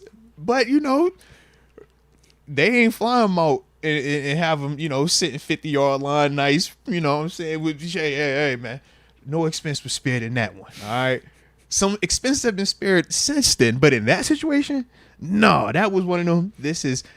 We all coming back. This is Dallas, right? And since the little guy, this is all we do, so you know it was gonna be a big ordeal. Since then, we've grown a long way. We've come a long way. Yeah. This is a good one here. But wait, hold on. But we gotta answer the question, bro. Never mind. I was about to. Listen, man. I was about to surpass that. If Dak is not re-signed in Dallas, and we are not confident in Russ or Fields by the end of this season, yes, I'm going to be very interested in a Dak Prescott at quarterback. Why wouldn't I be? But at the same time, if that number is looking like it's going to be too crazy because the way that the quarterback market is going, we saw Kirk Cousins and what he just signed for, and he didn't have the type of season last year that Dak Prescott is coming off of. So for me, I just feel like if saying Dak's trying to you get 60, catch what I'm saying, just no chance. So in hell. if those numbers are getting to that, I would much rather draft my guy in 2025 and play that game. But if that number is not in the 60s, I don't know how it wouldn't be. But if it's not, I would rather do that. Yeah. But that's what the price of a quarterback costs. If you want a quarterback that can consistently go out there and throw for 4,000 plus yards, flirt with 40 plus touchdowns every season, have you as a every single year you're double digit wins, you're in the playoffs. You can't win the Super Bowl without getting to the playoffs. Every single year he's doing that. Dude's been in the MVP conversation the past couple of years. Now, is he ever going to win one? That's a different question. Is he ever going to win a Super Bowl? Get to a Super Bowl? That's a different question. But in terms of just him versus the field of quarterbacks, it ain't a long list of quarterbacks that we putting in front of Dak from my perspective, whether they are currently in the league or coming out in 2025. I just don't like it if it costs 60. But that's no different than how we feel about Aiyuk. If Aiyuk was a $20 million receiver, man, we like, yo, get him tomorrow. Like, let's do it. Get him today. Get him yesterday. But it's 30. Like, I don't know if I want to spend 30 on this guy. So think about what Tua just got, bro. So the scenario he's bringing up, basically, he's asking what's more likely between the two. I mean, in both cases, the current quarterback situation didn't work out, right? So we're saying Russ didn't work, take it to the next level. Work. Which would you prefer, signing Dak or drafting a guy? And I guess, part of the signing Dak thing is how much are you willing to pay him. Yeah. So I think it's just going to be way easier to draft a dude. Easier, yes, but what is going to put you in a better position for success? I don't think I'm paying Dak more than $40 million, so someone will pay him that at least. I was about to say, yeah. Good. What quarterback are you taking it? Russ. Think about what Russ is right now, and that's a $40 million quarterback. Think about Russ is a $40 million quarterback right now. How are we getting Shador unless we were god awful? You said it yourself, Coach T ain't gonna have us less than 500. He might not be a high first round draft prospect. Okay. He might be like late first. I'm listening to you, bro. I don't know. I don't know who's going to be good this year in college. I just know that you don't like Dak, but Dak is nice. You might not like him, but Dak is nice. So we could not like the nice guy, but he's nice. So unless these other guys are better than the nice guy, I'm just like, how we say we want to win then? We can't say that winning is the biggest priority. That's what I mean. I pay him average. I pay him average quarterback money, but he's not an average quarterback. Pull up the $40 million quarterbacks and we go look at them, and then you're gonna look at Dak's numbers, and they aren't the same. Just because those teams are doing it doesn't mean I have to. That is the NFL right now, bro. You know that. That's how we felt when we paid Deontay 18. I'd prefer getting Aaron Rodgers in here for like a year or something. Bro, what? How much you think he gonna cost? And he's super old. Nah, at this point he's taking like $25 million deals. Bro, at this point, what does he have to look like in New York for us to sign him next year? Think about that. Yeah, that's the other thing. So why would I want Aaron Rodgers over Dak Prescott take that chance over next season, bro? Like, that's craziness, man. That's crazy. That's crazy, it's just going to cost too much. Just because the Lions are paying Goff like $55 million, so it doesn't mean I got to pay a guy like Dak. Look at what Baker's got. Look at what Trevor Lawrence got. You look at what Tua Tagovailoa has got. You look at all these guys, what they're getting, bro. Baker's got a good deal. 35, 36 million. That's what I mean. Like that versus Tua getting 50 plus. But think about this, Goff though. Getting 50 plus. Baker's actually at a discount. But even with Baker at 35 mil, right? Look at Baker the past 3 seasons and look at Dak the past 3 seasons. And if that's what 35 gets you, what do you think Dak is going to get? That's what I'm trying to explain to you. And I don't want to do that. But he's produced more. Yeah, I get it, but at the end of the day, it's about winning Super Bowls and winning playoff games. How many of these guys have won, though? Of the guys we're going to name, though. Dak necessarily gets you that better than a Baker. How many active quarterbacks have won a Super Bowl? Not many. I get that. I get that. That's what I'm saying. So who puts you in a close position? That's why I think Baker's I think he's at a very good discount because he made it to the NFC divisionals last year. So if we're talking about these quarterbacks that can get you in the mix for the playoffs and stuff, I'd rather be paying someone like Baker the $35 million, $20 million, $25 million less than a Dak or a Goff, because I think they're all in the same stratosphere.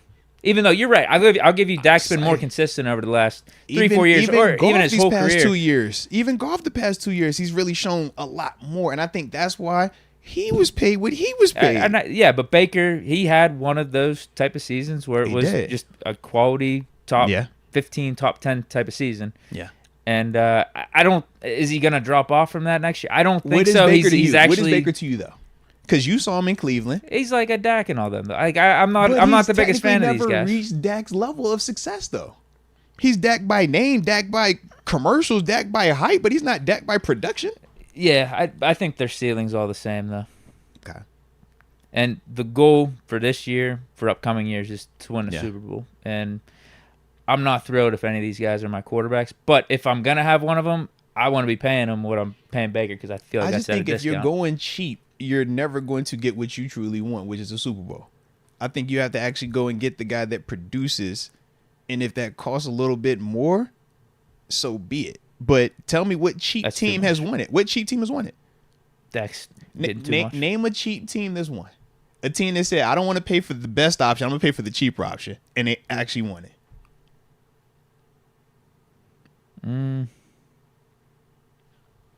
Patriots got lucky with Brady. Patriots got lucky with Brady. Well, yeah, because he was taking huge discounts. He was still. He got lucky. I mean, Buccaneers got lucky with Brady too because he only signed for like $25 million down there. Sure. So we named the outlier. Cool. Going cheap. I mean, you got Mahomes. He's like the best quarterback in the league. $500 million deal. That is not cheap, bro.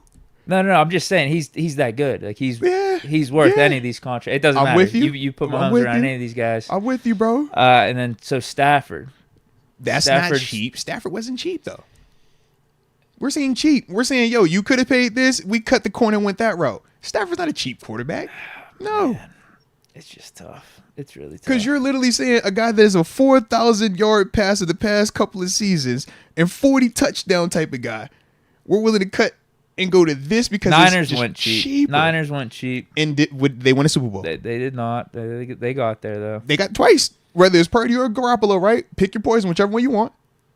Both of them got the exact same results so far. Super Bowl appearance, and they've lost. Listen, we're saying the same thing. I'm with you, bro. Because I'm not happy if we got a Baker. I'm not happy with a Dak. I'm not happy with any of these guys. There's about because we're probably 10 quarterbacks out there I would be happy with. Right, I just don't want to be paying a guy that I'm not happy with top tier money, top 5 type of money. I think that's just crazy. That's so if real. I am going to have one of those guys, I want it to be Baker. And do you consider that being cheap or not? I don't know.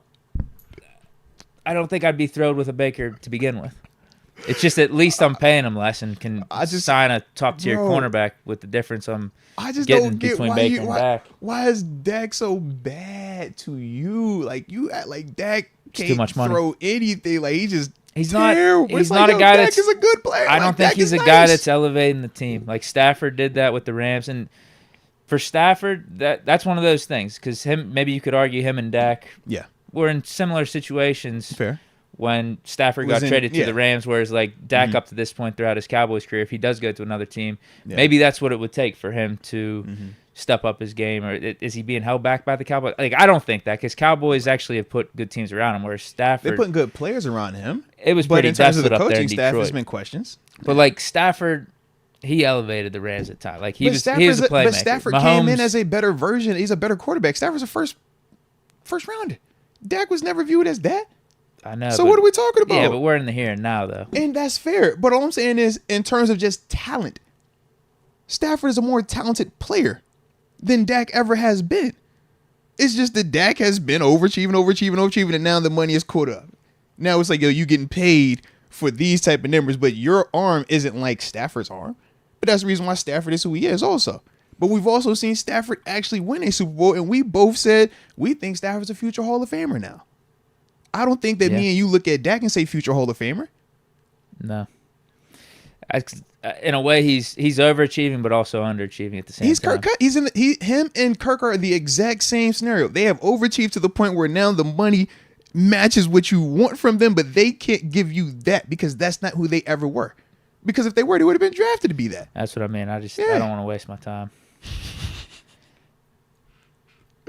Fair enough, bro. Unless Dak would become like a Stafford on a new team. I just don't see that. Whereas none of us would know that. I think it was none of us would know that. Clear that Stafford was being held back by Detroit. Fair enough. I don't think Dak's being held back by Dallas. I think that just depends on how you look at it. Because you look at the offensive, you look at the coaches, you look at the coordinators, and you look at Jerry Jones and how he's operated.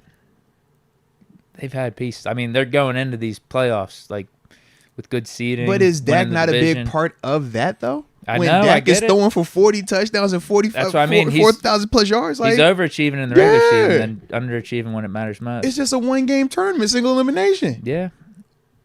Yeah. So maybe he can prove me wrong this season or next season. Like, because you always have next season, technically, that is true. right? Yeah, that is true. You always do. But yeah. My money's on that he's not just because of everything I've seen up to this point. Respect. Like I don't think there's a new tier for him. I don't think there's a new ceiling. We don't look at Dak and we feel the confidence that we felt with Prime, Rodgers, Brady, Breeze, Ben. No, we're not saying that. But in today's NFL, Dak is up there with whatever other top dudes we're gonna bring up. Just statistically, what he's been doing. Yeah, and that's why he go get them checks the way he's getting because. That's the way the NFL market has been. We're in agreement there. I just don't want to be the team to do it. Respect. Like, that's what the market is. Yeah. I mean, this is Chris' scenario, though. Chris is simply saying if next year we had to choose between Dak and drafting a quarterback. That's what he's saying. We don't know. Hey, man, maybe we were god-awful and we got the number 1 overall pick. It's a different conversation, right? Maybe we were middle of the pack and now we're picking at 10, 12. Or we played really well, but, man, we just don't feel like either one of these quarterbacks we get a deal done with. Man, it didn't work out, whatever. And now we're on the back end of this draft. What are we looking like? And I think those are all different scenarios that I think when you're bringing up a Dak Prescott because of what he's already proven he is in this league, And especially when you look at the high rate of failure from first-round quarterbacks in this league also, are we that confident that this draft pick is going to actually work out? Maybe went through I'm Kenny. trading for like a Kyler Murray or something. You just had Kenny here 2 years ago, right? Yeah. We just was in this scenario, and that didn't even get you a full 5 years. So all I'm saying is when you actually seen something that is proven and has consistently done it, that's why they're going to pay him all that money. But I just think that we can't just look at it and say, no, it's Dak. Like, dude, I think it would be interesting, man.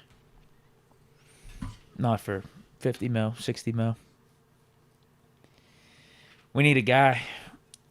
We need a franchise changer. So question, what is a guy to you in the regular season? I don't care about that. You can't get to the postseason without regular season. So what is the guy in the regular season? I get it, but you got to elevate it at all times. We're going to talk it out. Let's talk it out. What does the guy do in the regular season? He's good. What is Wins good? Games. Clutch. How many? He's the guy. How many? You double-digit dude? Listen, Joe Burrow's won less games than Dak Prescott in the regular season. Like, I think their Super Bowl run, they went 10-7. But you can look at Joe and you can see that's what I'm saying. Numbers, you just know. But know. But the numbers back it up, though. Him statistically, his numbers back it up. It's not that they just win. His numbers back it up, and they do win. They don't win a ton in the sense of how the Cowboys are winning, 12, 13 games, but they still are winning when he's out there. So you got to win regular season. You want to see that. I think it's beyond all the this. Numbers. I think it's beyond all this. And you would agree with this because I'm going to bring up a guy that hits all your points that you're bringing up, and that's Tua. Numbers, wins. Respect. But push comes to shove. He ain't going toe for toe with Mahomes or Burrow or Josh Allen. My only question is this. You name 3 guys that are already in the contract. If you can't win with Tua, why did they pay him? Because clearly you can do everything that you can do with Tua. It's just you get into the single elimination tournament and you got to hope the chips fall where in your favor. If you don't have Tua and you're Miami, what are you doing this year? Your season's a joke. Let's be real, right? Season's a joke. That's what I think. Right. But with Tua, you're guaranteed to be, man, we fighting for the division. They you're going to be in the postseason, for consistency. Bro. They paid for Tua's marketability. Yeah. I think that's a bunch of the stuff they paid for. But winning the Super Bowl, I think McDaniel, he has confidence in himself. I think they have confidence in themselves, but from the outside looking in, Tua just ain't the guy. So my question to you is this: I don't know if that's something they admit to themselves behind closed doors. That you could see where the Dolphins win a Super Bowl with Tua in 5 years, or is that just completely asinine off the reservation? Not with these quarterbacks in the happening. AFC. No, I can't. Okay. I can't see it. Okay. Can you? Injuries happen. So you mean to tell me if Burrow, Allen, and Mahomes aren't up there, right? Who are these guys? If that's what you're hoping for as your franchise, that's a tough spot. But I'm just simply saying though, right? Because you said these quarterbacks in the league, right? So only one of those guys that I named actually has won one, right? Only 2 of those guys I've named actually have been to a Super Bowl. So if we're saying that these are the 3 boogeymen of the AFC, so to speak, for Tua, where's Tua in the AFC? You still got Herbert, you got Lawrence. So once again, now you mean to tell me all I got to do is I'm in the postseason with these dudes right here? We've seen Trevor Lawrence, what he's done.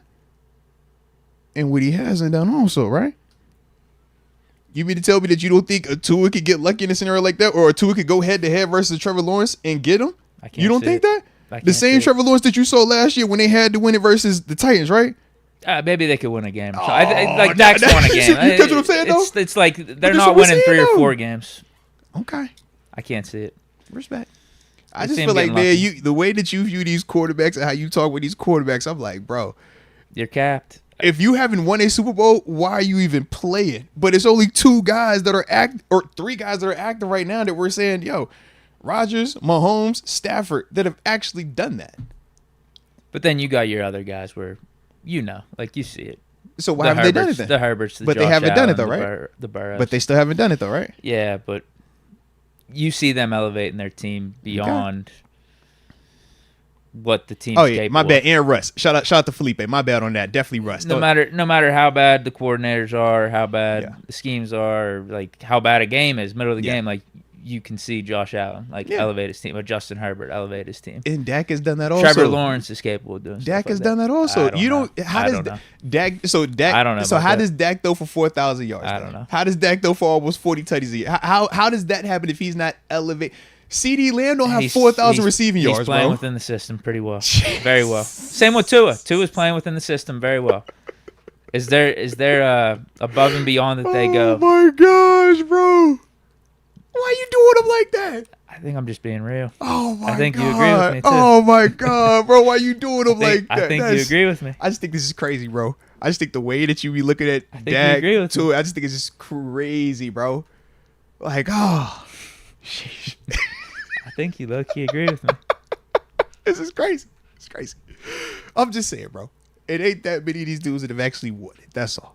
So I know. I just don't think it's far-fetched that Tua could have a scenario where he could. I'm like, I do think to myself, maybe I should be a little bit more open-minded with this because we are in a new era of football where it's not just Peyton Manning, Brady, and like Breeze, Big Ben. Like there was only like 5 or 6 quarterbacks. Think about for it. Phillip Rivers Rivers was the bottom of the barrel of that group of guys. Yeah, so they don't have that now. It's so new right now where you only have Mahomes that has won recently. Mm-hmm. You have Stafford winning that one, and no one was predicting like a Stafford Super Bowl win. And then they talk about Purdy like he's gonna get it before the Burrows, the Allens, and all that. There's just a lot of narratives out there still to be written, a lot of storyline, a lot of these guys' careers that could go so many different ways. So like, part of me is thinking like, should I be more open-minded? But I'm like, bro, the other part of me is like, no, I feel like I know ball. It's like these are the type of guys that win Super Bowls or Tua. And that's I can see it, bro. I can see Dak or Tua getting one.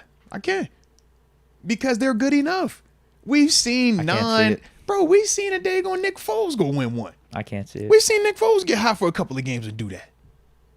Heck, he was playing like a franchise quarterback. He was playing like how Dak and how Tua play at times. No, he was playing Dak like and Tua play just like that. This is my team. No, Dak and Tua don't do that too. Dak and Tua do it longer. I don't see it. He only did it for how many games in the postseason?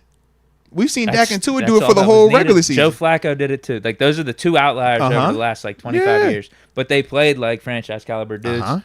For those 3 or 4 games, and no one predicted neither one of that. them have had seasons like how we're talking Dak and Tua though. I know, but so why can't they? Why can't they? Why can't We've already shown that they have the talent to. Sure. Yeah. Like I said, there's always going to be seasons in front of us, so they could prove me wrong, but I think they're capped. I don't think they're capable. Respect. I didn't think Flacco. So there you go. I didn't think Flacco was capable of that. I didn't think people had questions about Stafford. Was he actually capable of it? Because we never saw him come close to what he did while he was in Detroit. I mean, obviously the talent is better than guys like Tua. Respect on that, and Dak. Mm-hmm. And you don't know what that's going to look like in a new team and everything. But you thought, and that's why McVay traded for him. All right, if I get this guy, this could be I'm going to be able to make him even better than what he was, and this is going to be something special. Yeah. And they pulled it off. So. Yeah, should I be open-minded? Maybe, bro. But Jared Goff is low-key. Like, he could almost got him one. Think about that. Yeah, I know. Goff almost got him one, bro. Yeah. And we don't look at Goff as some elite-tier dude like that, but he almost got one. He should have. I think he's a little bit more clutch than a Dak or Tua, though. Oh, my gosh. Am I wrong? Sure, he could be more clutch. Like, I'll just say that Dak and Tua, I'll take for the duration. Then, like up against backs up against the wall. Dog, bro. He's better in the last 2 minutes, but for the rest of the game now, these guys are gonna wash him. But for this portion right here, as long as the team carries him, hey, this is the guy you want. I don't like that, bro. I haven't really seen many full jobs from Goff like I have from the other guys. Like, it wasn't his fault they lost that NFC Championship. It was not. They should have been in That's fair. That's fair. I just feel like, man, you killing Dak, you killing Tua, bro. Oh. I get why you killed Kirk, but I'm just like, man, you killing them dudes. Like, jeez. Like, I get the Kirk. I get why TG killed him. I get why you killed Kirk. I get that. But I'm like, Dak and Tua, like, come on, man. Speaking of Kirk and TG, it's 5:30. Oh, shoot. Should we good call. Give him a call? Yeah. See, Deke, man, I've been all off the clock today messing with you, bro. Hey, the intro was all over. Did we even get the full I don't even know we ever got past the full intro, bro. I blame you.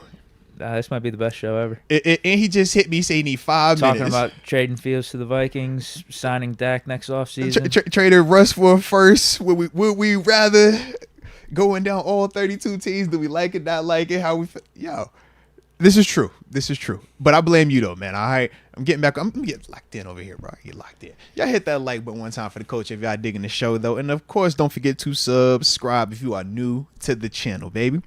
Like I said, man, this season's here. This is what we do. I mean, that's the fun part about it, too, though, man. Because it's no longer speculation without actually seeing stuff happen. It's like, yo, we're seeing this type of stuff now, man. So, yeah, buddy. Yeah, buddy. All right. Let's get a couple more supers then while we wait on TG. Because, like I said, he said he needs 5. Johnny Utah says, Brandon Aiyuk was in a white shirt and black shorts today.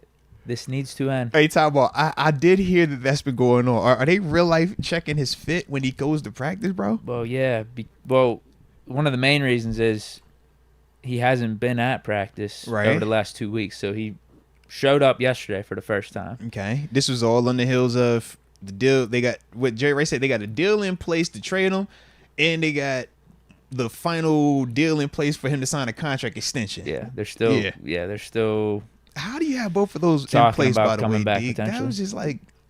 So he comes back to Niners practice. Mm-hmm. He's wearing Niners gear. Apparently, he's involved, talking to teammates. So he signed the extension then. He hasn't yet. Huh. So that's what I was wondering. All right, what does today look like in practice? And today he was in black shorts, no 49ers white shirt. gear. Black, Steelers, white, Steelers away. Okay. Maybe that's the message then. This does need to end, though, because I'm actually legitimately getting tired of it. And it seems like this is on Brandon Aiyuk at this point. Low key, I felt that energy, too. I'm like, are you playing games, dude. bro? Like just pick a team. Yeah.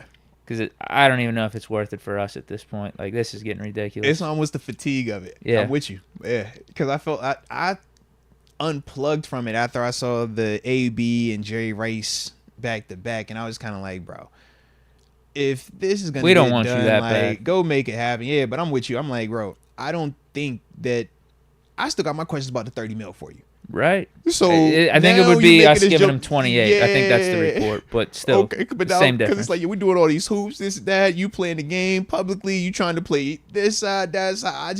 I don't know. Yeah, I could definitely understand what you're saying, man. And Dulac just said today that the Steelers view Pickens as their franchise receiver, no matter if we trade for Aiyuk or not, and we're going to pay him accordingly. Okay. I think that's easy to say before Aiyuk is here, but I like it. I like the messaging because you do want to keep the young guy confident and feeling good about all this wide receiver chatter, because he very well could take offense to all this wide receiver chatter. So I think that is the appropriate message to get out there to him. But I also would like to see if both of them were here and Russ is at quarterback. Who is he, favoring a little bit more? That's all. And I think that we wouldn't know that until that scenario happened. Yeah, right. 'Cause he said he hasn't been paying attention to it, really. He's just been locked in with what's going on within the Steelers. Makes you wonder, man. I guess I was thinking about this earlier today. Should we have just kept Deontay? Don't do that, because you know what they told Deontay in Carolina? You're our feature receiver. And you know what Deontay said? It's been a minute since I've had the coordinator featuring me or the team featuring me in the offense and saying, what do I want? He said, now it's just on me to create separation and make the plays I know I can make. That was Canada. That's what he said, though, bro. That was Canada. No. You know we love Pickens George was Pickens. saying yesterday, he's like, I was GP, doing bro. last year was doing verticals. We love GP. You know we love GP, and Pickens is like, now I'm actually doing a bunch of other stuff. They're scheming me open. DJ said, bro, I'm the feature. He's like, I get to be the feature again. He says, I love that feeling. I get to be the feature again is what he said. He was the feature when Ben was here. This is also true.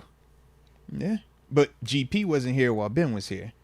So, that would have been nice. It would have. It would have been interesting to see.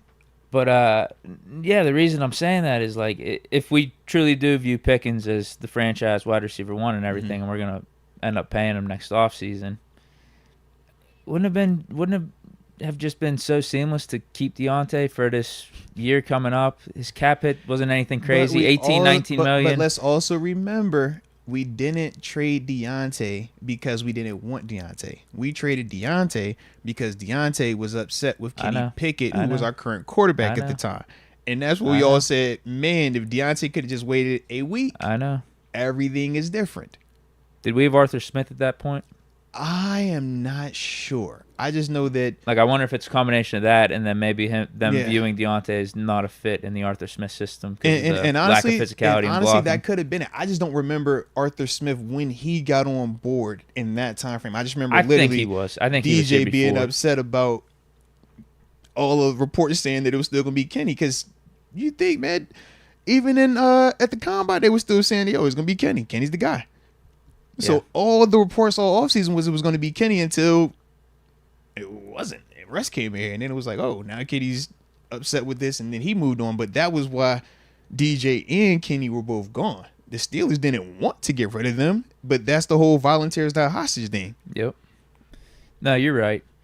I'm just thinking, though, with how it's all played out and us trying to get Aiyuk in here, trading up assets, potentially paying him all this money, but then we're still saying we love Pickens and he's our wide receiver one. Wouldn't it have just been easier to keep Deontay? You know I'm with you, bro. Wouldn't it have just been easier? And then my other Keeps question, our cap flexibility for next year, too, but we have two really nice receivers because going my into this real season. question is if We know they work together. Deke, if the report from Dulac is they're going to pay George Pickens accordingly next year, regardless if Aiyuk is here or not, you mean to tell me Aiyuk going to get 28 and we're going to pay GP what, 20, 22, 24? No. What's his number? DJ got 18 couple years ago, so you're saying his number has to be more than Aiyuk, and this before we even know which quarterback we paying to, right? Between Russ and Fields. He's got a ball out again. No, but I'm just saying in general. This is not to you. This is to the report. Yeah. They're saying that, hey, what's our plan? You catch what I'm saying with here? money. Like, if I'm bringing in Aiyuk and you're telling me that you view GP as a franchise guy, and you're going to pay him accordingly. What are we about to be paying this wide receiver room before we take care of either Russ or Fields, who are both on 1-year deals, and we're going to have to answer that door too? That's why we might have to draft a guy. Bruh, this is nuts, man. We're going to have a ready-made team for that rookie quarterback. Bro. This is nuts. Definitely go to the draft. Shador, can we holler at you real quick, man? Well, all right, yeah. That's what I'm thinking, though. I don't even think the Steelers are thinking about that hard. I think they're just trying to win right now, and then they'll answer those questions later. That's real. Which is fine. I mean, that's a part of building a roster. You have to be focused on this year, but you still have to have some outlook for the future. Not 10 years down the line, but at least we talking the next 2 to 3 years. Like, we know what some contracts are going to be coming up. What is going on with TJ's deal in a couple of years, Minka's deal in a couple of years, Highsmith, JP, some of the JP, linemen. Queen, like, it's some dude bitten like in the next couple of years. Like, that's what I'm just like, yo, you still got piece you got to kind of worry about, but we know the big ones that would be most concerned with are quarterback next year. You got to pay somebody, whether you're drafting somebody or one of the guys we currently have, and then this GP or Muth scenario. Because even if we brought back Najee's not going to break the bank like that. Muth could be the sneaky one that can mess the numbers up. Because now I can't be giving this 28, you get 22, and now Muth come here and get 12. There's just a lot of money going around, man. That's why I'm wondering. Yeah. While should we even trade for Aiyuk at this point? TJ's paid, Queen's paid, Highsmith's paid, Should we Minka's paid. Yeah, because it could complicate things for the future. But I also want to live in the now. I want to give us the best chance to win this season. Like, if we pay Aiyuk and Pickens balls out, we can always trade one of them. Like, if we need to clear up the cap space bad. But which one are you trading? I don't know. You see how the season plays Hey, out. look, if I just paid this one 28, 30 bill, I mean, come on, bro. How much is guaranteed? What we doing with You him? see how the season plays out. Yeah. It's not like it hasn't been done before. Brandon No, that's Cooks real. Yeah, has we've bounced seen around that. the Yeah. league all the time, Heck and he's yeah. been a really good receiver. Has he been a $30 million receiver, though? And TG say he good, too, man, so we go ahead and get him ready up. I don't know. I mean, maybe now. Maybe in his prime now he'd be getting paid that. It's just the receiver market's exploded. Shout out, though, to these receivers. Shout out to this money. Shout out to this cap, man. If y'all digging the convo, don't forget that like button one time for the culture and subscribe if you are new to the channel. All right, let's get up here and talk to our crazy cousin. You know how we do with the homie TG. All right. What are we asking him first? Man, we do have a lot that we've been discussing today, huh? What you want to ask him first? You want to just hop him right in this convo? Aiyuk? Aiyuk, or you want to start with the Yeah. okay. Aiyuk's fine. Well, let's get him going there. push this button real quick.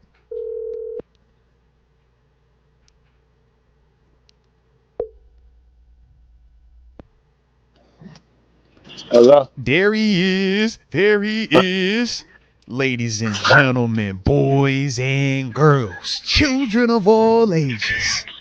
We are joined right now by that Pittsburgh Steelers alumni. I'm talking about the one, that West Virginia Mountaineer alumni. Now, they say it's almost heaven over there. Now, I'm talking about my locker mate, but he's one half of the motherfucking locker mates, baby. I'm talking about Terence Garvin, a.k.a. TG Ronald. Oh, my God. Oh, my God. We love him. We love him. We really love him. There it is. There you go. They shouting you out, stand clear, showing you love. A2A style, showing you love. I'm telling you, the interest is growing. Listen, bro. They all Tito with the good vibes. He RQing for you, bro. Everybody showing you love over here, bro. They got the doggy emojis in here. It's active. All right. It's real active right now. It's real active right now. That's all I'm saying, bro.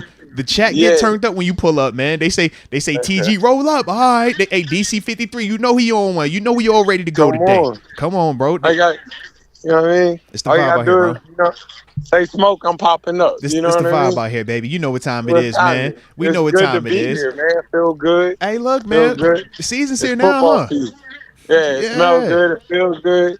Look good. It's football season again, man. What a time. Heck yeah, man. Heck yeah. Wonderful time of the year, man. You know? Absolutely, bro. Absolutely. And with that being the case, man, we just going to throw you right into the middle of the convo. They said that Brandon Aiyuk was in a white shirt and black shorts today at practice for the Niners. Okay. But yesterday, what was he wearing, Deke? Did he have 49ers? He had 49ers gear on yesterday. In red. And in red. All right. So we know your boy ABCT ESPN direct source was Brandon Aiyuk. He said that, man, that dude is up out of there, right? Then we seen the GOAT receiver Jerry Rice say, deal in place for him to stay, deal in place for him to get traded. Aiyuk, what's it going to be? We haven't had any answers since then. What's your thoughts on the scenario, baby? I told you, I think Brandon Aiyuk will stay a 49er, man. I just think all that, you got all that, I don't want to say hometown in his ear, but all that hometown's in his ear. They're like, bro, you're going to get your money, you're going to get it, take this bag, and then go get your money. You know? Let's do this one more. I just feel like I said, all that hometown's in his ear. Even the Jerry Rice that you speak of and whatnot. You seen it, bro? Yeah. I just think all that hometown is in his ear, you know? Yeah. And it's kind of like, it seemed like, I've never seen nothing like this strong, but it seems like it's really up to him. Like, what you want to do? That's what we were saying. He literally just said it. He's like, bro. I'm getting tired of it. He needs to make a decision at this point. And I feel like it's just getting pushed and pushed to where it's like, man, that's up to you, man. What you trying to do? We'll give you this. You can get this. Or you can go up there and meet some new friends. Yeah. And you'll get that, you know? And it's like, I think he's lost his power a little bit, because now it's kind of like, man, I don't know if I'm giving him all that. Like, hey, I give you 26 now. It seems like that's the number, you know what I mean? Yeah. Like 27 or, you know, whatever. So it's like, I just think he's going to be where he's at, personally. But, you know, I love to see that weapon. That's a weapon. That's a major weapon, bro. It's a major weapon. But, you know, might not happen. So the next part of this thing is this, man. We know, obviously, the chat has been very loud about the Pittsburgh Steelers having interest in Brandon Aiyuk, and that hasn't changed. But Jerry Dulac, we know, covers the Steelers, man, has a lot of his reports and information out there. He said that the Steelers said that regardless of this Aiyuk situation, they view George Pickens as a franchise receiver, and they're going to pay him accordingly. I totally agree with that. So how can both of those things be accurate if you bring in an Aiyuk, though? I think GP is your guy. You know what I mean? You got to put that in the air right now. You always got to love home. Okay. You know what I mean? Which I agree. You got to love home. Keep it happy while you looking. Okay. Yeah. You don't mess with home till home's done. Because I'm like, we window shopping hard right now. But we like, yo, don't trip. I still love you. You still the real one. You the main thing. but we window shopping heavy right now, bro. We got our eyes in different places. Yeah. What's the little meme? We holding GP's hand and we eyeballing the heck out young Brandon Aiyuk, man. Man, what? Come on, bro. That's like what we that. on right now. Like, hey, I'm holding your hand though. Like I ain't Teams have pulled that off though. Eagles, Devonta Smith, AJ Brown. Yeah. But I like how that look over there. Who else got 2 receivers like that? They're paying like that. It could be the 49ers if they end up paying Aiyuk. It could be him and Debo. Yeah.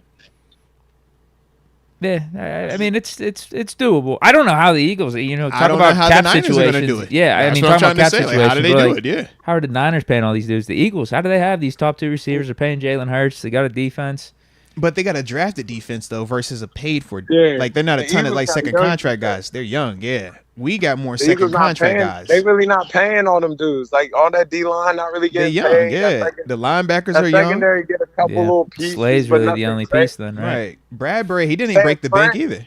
Yeah. When he And left. Slade didn't break the bank. Like Slade's not top 5 in the corner thing. But it's the San Fran. Whatever they do, I don't know how they do it, bro. Yeah. They got the cheat Man, code. they pay everybody. And it's like top 5 at your position paid. Like, yeah. Well, as much as we joke and we talk, everybody talks the Aiyuk. What is going on with Trent Williams? Like, isn't he still angry over there? Trent said, bro, y'all better break the bank for me. And if you San Fran, it's not even a debate. You're paying Trent before you pay Aiyuk, bro. You got to. And these kids got egos, man. Got like, not to bro. say kids, but these men got egos. Hey, I'm about to say, man, like, you can't call them kids out here, bro. They get upset about that, man. Put some respect on their name, bro. Egos to where it's like, oh, I'm not top 5. I don't want that. Yeah. Like, what? Like, they want to see top 5 or highest paid at their position. Yeah. Like, that's what it like, is. highest paid ever. Yeah. Like, they want that title, man. I was the highest paid tackle ever for 20 minutes. Like, yeah. So, respect. I would, too. I feel that. I'm not mad at it. I'm just saying, like, it's a lot. But I guess what Moats is saying, if we got Aiyuk and we plan on paying Pickens, say Pickens is a good year, we plan on paying him, what do you think our plan is at quarterback or even just divvying up this other money? If we go give Aiyuk, we just gonna figure it out. We just gonna. I think we gotta trust Con. Maybe that's what it comes down to. Aiyuk take 30. GP. Deke say GP got to get more than Aiyuk. GP if he balls out, yeah. If he balls out. Okay, so if Aiyuk is coming in at 28, 30 mil, what are we talking about, bro? But I think GP's gonna get his no matter what. I just think that's a quarterback situation. You know what I mean? Yeah, because we still got to pay a quarterback in a year or draft something, right? But I think that's the whole reason of the Justin Fields right now. Like, man, don't you love it here? Don't you love it? Don't you want to stay for the cheap? Come on, bro. Yeah, don't you love it? You see how we talk to you? You see how we treat you? Don't you love it? Don't you love it? Hey, now, we're going to talk to you about Justin Fields in a little bit, too. We ain't there just yet, though, all right? But, we're going to bring that up to you in a second. Don't you love it? You love it here. We take care of you. We love you. Don't you love it? I think that's what we say. That's what the story's saying. So it's like, it's a game within the game happening for sure. They're already on their next year thought patterns with this year's. Oh, you got to be. You got to be. Yeah. So, I mean, and I think not even to go there, but I think because you said something heavy, you didn't even peep. If you're talking about bringing in Aiyuk over here, you saying you're going to pay a GP, I think that totally says Russ is your starting quarterback. Because it's like, I can't have this go too crazy, and I know I got to get ready to pay that. Because Fields could do something stupid with that. Yeah. Whereas with Russ is older, so you can cap what I got to pay you because of your age. I don't care what you say, Deke. I'm not going to break the bank on you at 37 years old. No, that's not happening. But if you're Justin Fields and you're 25, 26, that's a way different conversation. Yeah, that's a way you also different forgot about the draft pick. If Fields plays a certain amount of snaps, that draft pick we're giving the Bears goes from a 6th to a 4th. We don't care about that little pick. But I don't care about the 4th. Yeah, I don't care about that. That's a first-round talent. Yeah. Like, hold on. Okay. I'm just saying, I'm throwing it in the mix, too, to what you guys are talking about. If the QB can prove that it's the QB, you don't care about that pick. You want to prove a QB. Yeah, I want the one we know. Yeah. Not the one I don't. What you guys are saying is like you don't want Fields to showcase his talent to the greatest extent. We're trying to have our cake and we don't want to have to pay him $50 million next year. We're trying to have our cake and I mean, that's real though. Yeah, that's what we trying to do. Though. I can't let it do too much. Because if it's too loud, now you messing up my plan. I can't have my plan messed up. No. That'd be a good problem. I'd just trade one of the receivers. Because the name of the game is finding the quarterback. Me and Moats were just talking about that. You want one of those top 10 guys. You do. You definitely do. But you want them at the stake of having talent around them, too. Yes, because if you have him and nothing else, then it's just like, yo, go be the hero until you can't be. And if you turn the ball over a lot, we're going to crucify you. But go be the hero each and every week. And it's fine. But eventually, man, it catches up. Pat Mahomes is Superman. But it's kind of like they don't pay nothing else in there. You know what I mean? But they got the exact right amount of pieces around it, though. Kelsey, they run that ball well enough, and everything else is go be Superman. Well, yeah, that's just how good Mahomes is. Yeah, go be Superman. Yeah, if you got one of those guys, and the Bills are trying it out this year with Allen. Yeah, but even a with bunch of talented guys, like, not wide receiver one though. Yeah, and it might work. It's still worked with Mahomes. It's challenges to that though, because once again, if Mahomes doesn't play perfect, if he's not great every single time out, what are the Chiefs, bro? Then it's not gonna work. That's a tough way to live in this league, man. Yeah, and that's a tough way to live. What happens with Jordan Love? He's got a similar scenario. Yeah, it does. Yeah, bunch of like wide receiver twos up there. Yeah, it's kind of like he's like a guy. That's what I mean. He's a guy. Yeah. So once you find, and I don't think Fields is that just now. Yet, Tom, you said Jordan Love's a guy, but you still don't like Dak Prescott as a guy. That's still crazy to me, bro. I get you though. I get you. That's still crazy to me. Jordan Love is no. TG, hold on. TG, hold on. Jordan Love is a guy to you off of 8 games, but Dak is not a guy. I want to give Jordan Love everything. No. But TG, you weren't on this call earlier. We was having this convo about if the Steelers had to choose next year between drafting a quarterback or going to pay Dak Prescott if the Cowboys allowed him to walk, which one would you do?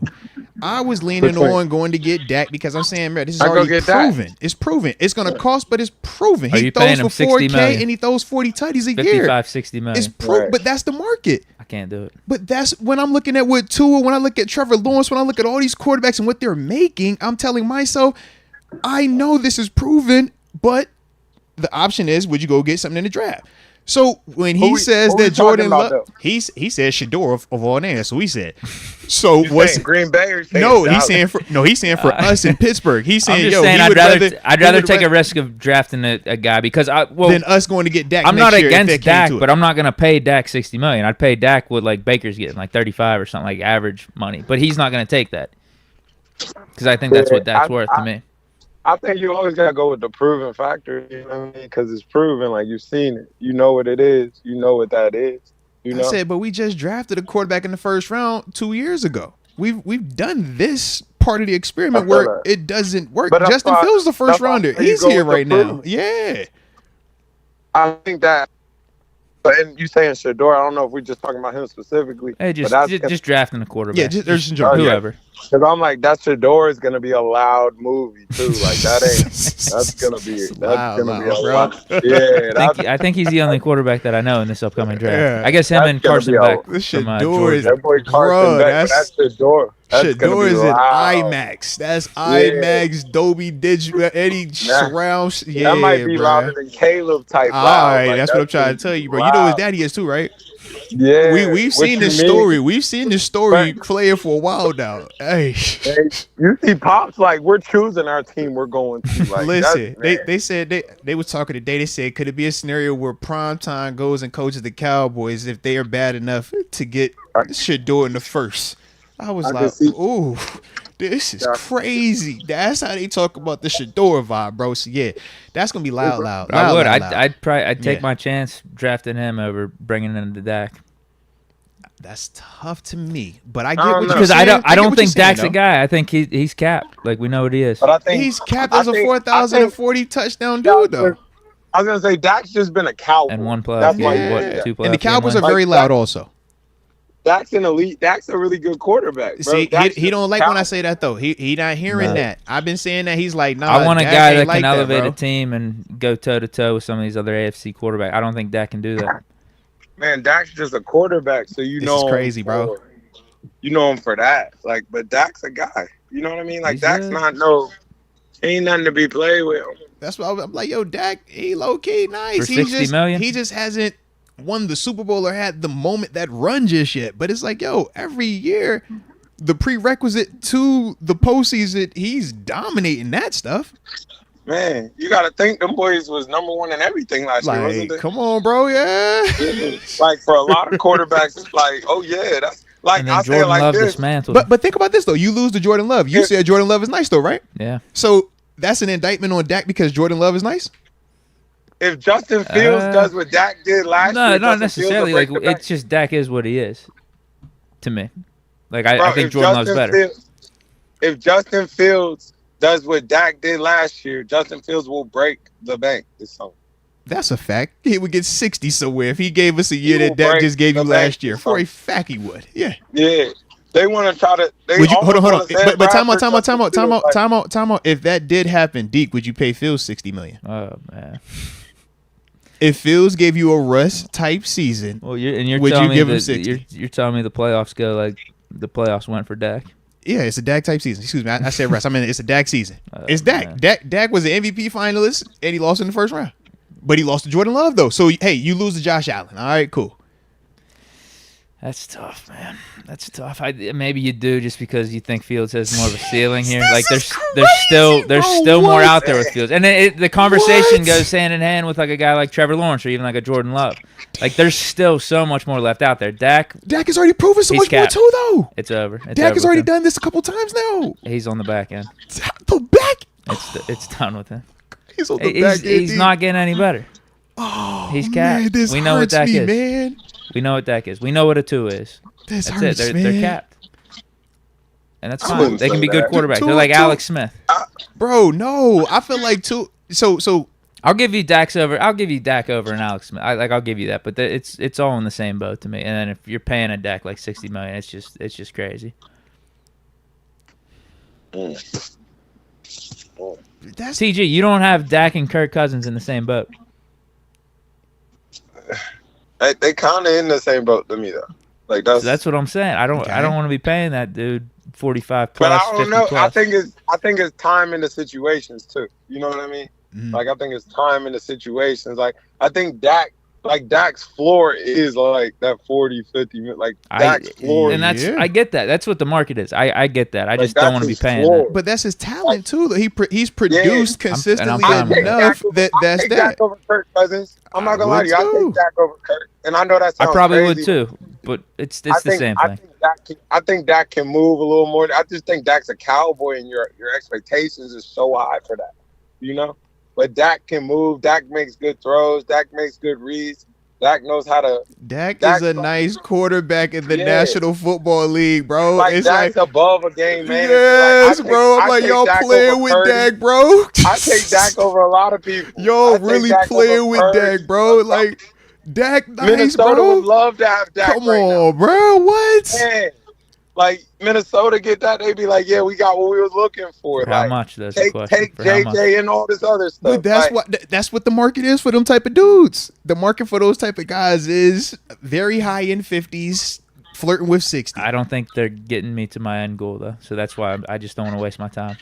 But if you don't waste your time with that, who is getting you closer to your end goal? I gotta take chances. So you do Kenny Pickett. Yeah, you And gotta the odds are that, draft, and let's be trade, I real don't though. know. But let's be real. You The gotta odds figure it are. out. But what are the odds that you're ever going to actually get to Dak's level?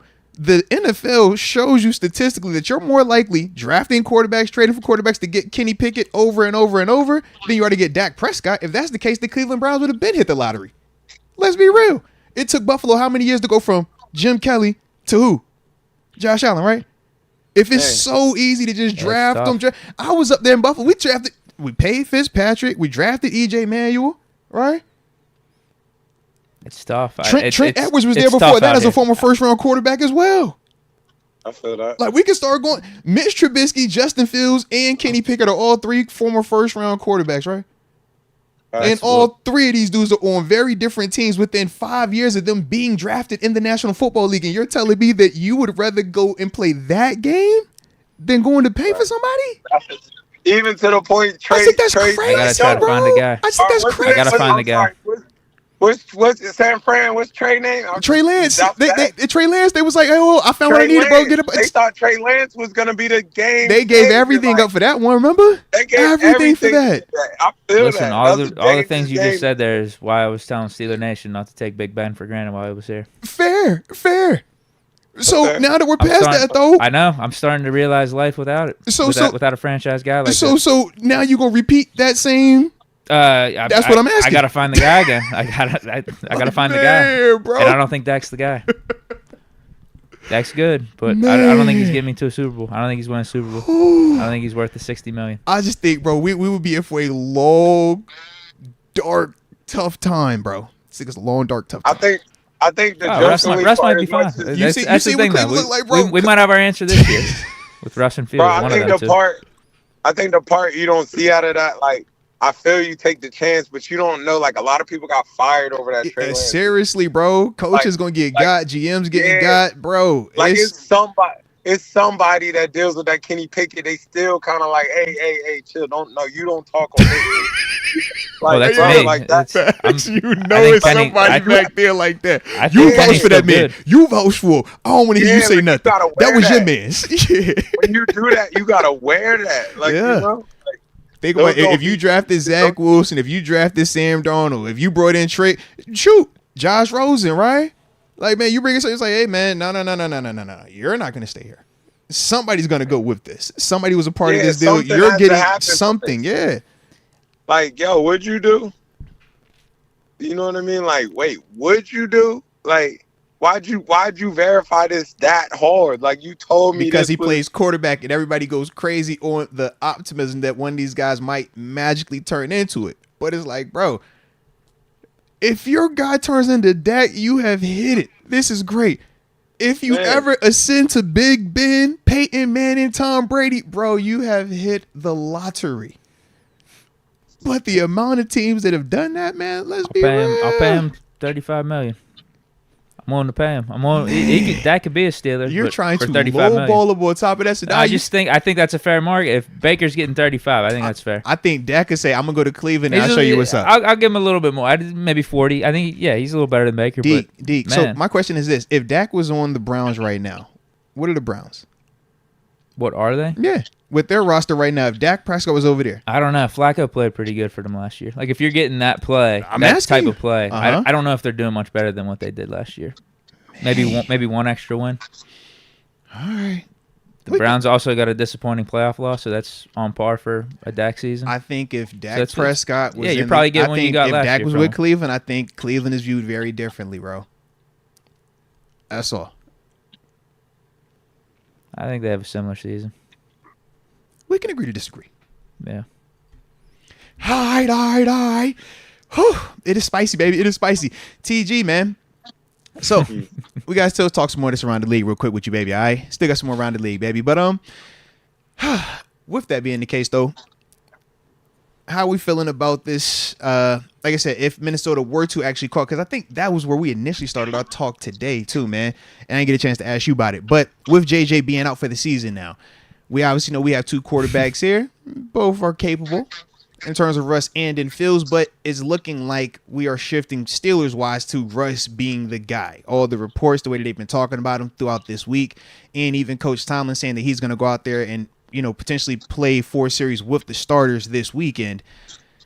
If the Vikings were interested in Justin Fields because of J.J. McCarthy going down up there, is that something that you would be open to potentially? Wait, so say it again. Say it one more time. So, I lost that one. If the Vikings, because J.J. McCarthy is out for the year, right? Tore his knee up. He's done for the year. Sam Darnold's their current quarterback. If Justin Fields is our backup, right? Because that's where it's looking like it's going because of all the reports that are talking about Russ from Pittsburgh, right? No, I'm not. You're not messing with that? Nah. Okay. Nah. What you going to give me? Give me. Okay, so if it was a third. Give me that mutant out wide. Okay. Oh. But no, they did a whoa, absolutely. Now you don't want to talk. Like, that's how I feel. I'll be like, now you don't want to talk. What about Jordan Addison? He said, let me get the mutant out wide. Yeah, let me get that mutant out wide. It seems like you need a quarterback really bad. Like, I got one for you. They would maybe do Jordan Addison for Fields straight up. I can see that. No, I don't see Justin Jefferson. They're not talking Justin Jefferson. You think you go that route? Yeah, Jordan drives. No, I don't even want to take that shot. But no, I don't want Jordan. Like, hey, yo, cool. I just caught what you said. You out of pocket, bro. I just caught what you said. I don't even want to do that. But like, he said, yo, that's hot right now. We can't touch that one. That's hot. Leave it alone. Just leave it alone. Leave it alone. Bringing him back home. You know what I mean? Like, he gonna be he's way too comfortable now. Definitely can't bring him back here. Definitely can't bring him back. It's got AB potential. Like, no, Deke, they don't trust your mans, Deke. They don't trust your mans, Deke. Nobody trusts your mans right now, bro. That should get crazy. I mean, it has been 1 year in, and he is wilding. My man is outside. You like, bro? His name came up too many times. Between you and Rasheed Rice, I'm just like, yo, y'all just different. Y'all young boys don't care. So yeah, shout out.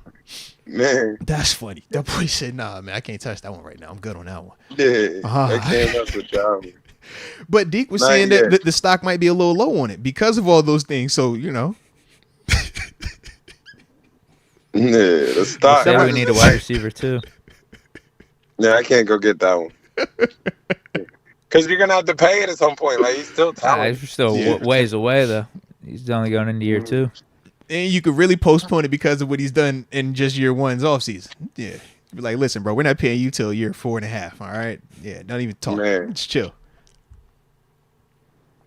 Bro.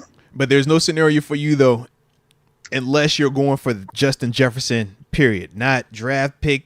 Would you take a third for Fields, a second for Fields? You want player. Okay. No, I need something nice. I'm talking like how San Fran's talking to everybody else. Okay. Like, give me some nice pieces for this. You need it. Yeah. You need it. I like it. You need it. Big difference. And that's fair. Like, that's real. Because I looked at it like this. The way that we're kind of talking about it over here was with both Russ and Fields being on 1-year deals. If Russ is playing, or if we're assuming that Russ is going to be the guy and is going to play well, then all things should be that, hey, we're not going to ever see Fields anyways. Right. So if Fields is going to be gone in a year, if he doesn't play because, he's on a 1-year deal, we can get an asset for him, especially knowing that y'all need him a little bit more than we currently do right now because we do have Russ. So that was the part where we thinking to ourselves, like, yo, would that be something that if the Vikings were calling about that, because they're going to call. If they were calling for some of these quarterbacks they called for last year. And it doesn't have to be the Vikings. Right. It could be like, say, during the middle of the season, a team with starting quarterback goes down and, Fields would be an upgrade over their backup, and they could have him be their guy for the rest of the season. Like it could be like a conversation. I mean, but just from the Steelers' perspective, you're just saying absolutely not. Yeah, I'm not just doing that. You do it first or second, though, right? Yeah, I do. And that's if Russ is doing good. Like all these scenarios got to line up.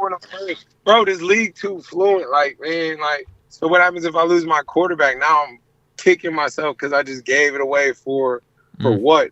What am I getting? What am I getting? What kind of first do you even have? Okay. Like, you might not even got a first enough to get my conversation right now. Like, you know what I'm saying? Like, I'm looking for, like Justin, I'm looking for something nice. I'm talking about like. But you don't value him enough to say he's your starter right now, though. I don't. So you contradicting it. If I'm another team looking at it, I'm like, you don't even love him like that. But you value him that much. But you don't even love him. But you do, and I know that. But you do, and I know that. So drop them first. Let me get that smoke type combo. I need that first. And I might need no second. That boy said, I got leverage and you're not my friend. All right. Yeah. Period. I don't need nothing from you. You see my roster. I don't need nothing from you. Drop that wide receiver 1 then. Give me that. Like, you feel me? Yeah, that's real. That's real. Leverage move, man. Because it's like, bro, that's a good quarterback. Like, no, he is. Both of these dudes are. All these type videos coming out of training camp were calculated. Like, hey, he's balling up here too, so y'all know. Like, facts. Yeah. He nice. Don't get it twisted. Yeah. He's ready for whatever y'all want to do. Like, what do you want to do? Come correct. Absolutely, bro. And it's not. And on top of that, I'm not gonna be loud about it. Like, nobody's even really gonna know we're having these combos. Like, that's what I'm saying. Want him to get no whiff of that. Yeah. But Like, all of those things that you just said, and because we all agree that Fields is that talented, if he is just sitting behind Russ, these teams that know they need quarterbacks, or if their guy goes down and they feel like we're still good enough, they're gonna call. then call. They gonna call. They gonna call, man. Yeah. We gonna answer. Oh, wait, so yo, I want Justin. All right. What team is this? Who's your best player then? All right. Yeah. Okay. Yeah. What do you want? Like, hey, how you doing? Yeah, I need something like that. You know what I need? Give me that Justin out wide. Oh, you don't want to talk no more. You know what I mean? Like you're not asking me for like a regular. Like you're asking for like this is a starting quarterback. Yo, this man's been a starting quarterback in the league since he walked in. Come on, there. bro. Facts. Like, what are you talking about? Like, no, we're not just giving. I'm not just giving that away. Like, I got this. This is mine. And I'm really probably planning on it to be mine for the future. So I'm definitely not just giving it away. You know? I like it, bro. All right. Okay. Well, shout out. I like it. As of now, you call it what you want. Eat a future. Yeah, so hopefully him or Russ work out, and we don't have to worry about this Dak conversation or drafting a guy. That's what I'm hoping for. If Russ could take him deep in the playoffs. Russ could take him to the Super Bowl. I think Russ is going. Like I think you're moving on. Oh man, I don't.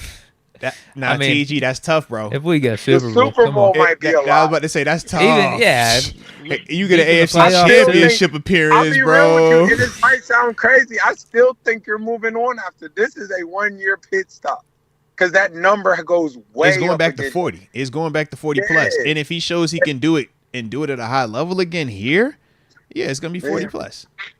And how old is he?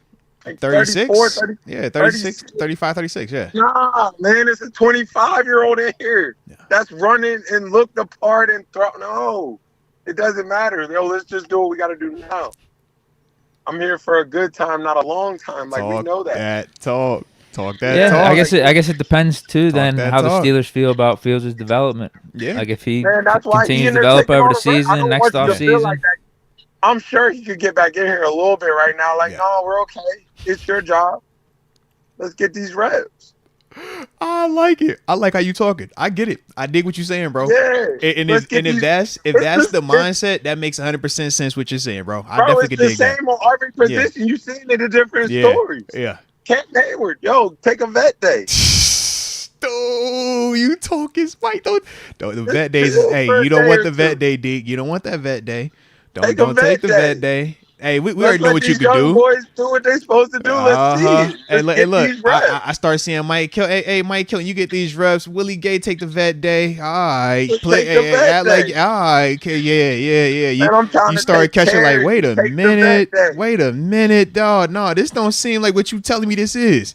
All right. Shout out to TG, man. TG a man of the people. All right. If y'all digging how TG be talking, man, y'all hit that like button one time for the culture. Don't forget to subscribe, man. Because I need to know too, man. Like that voice say, yeah, that's the vet day you get, huh? Take the vet day. Yeah, that's real. That's real. Bro, I just want you to throw 7-on-7 today. You got everything else. What are we talking? Like things like that. Like, bro. Yeah. It's a business. Yeah. I just think that's business because it's so like you got to just be on your business because it's business. It's business. Yeah. It's never personal. Never personal. Shout out to the business, man. Shout out. Strictly business. All right. Well, let's get back to the Steelers business real quick. All right. Specifically, real quick, how'd you feel about last week's game? We know you dropped your dope reaction. Shout out to everybody that did watch the homie's instant reaction to the game. He said y'all can expect more of that. All right. But what was your thoughts though, man? How you feeling? I thought it was a good first preseason game. You know what I mean? A good sparring match, a good boxing match first. Getting to hit another person, getting to hit another team. Ball was just on the ground too much, and I know it seems light, but before the game I was saying the things you worry about, getting in and out of huddle, ball, snap counts, getting the snap, just smooth transitions. I thought that first unit the transitions weren't just super smooth, just in terms of everything, the flow of the offense, and it's the first game. It's finding different things. It's finding weapons. Everything's not out there, but just a slow, like, quarterback got hit too much. You know what I mean? Just yeah, that's real. ball on the ground, little things like that. I thought defensively, I thought they got worked in the sense of I thought they played hard.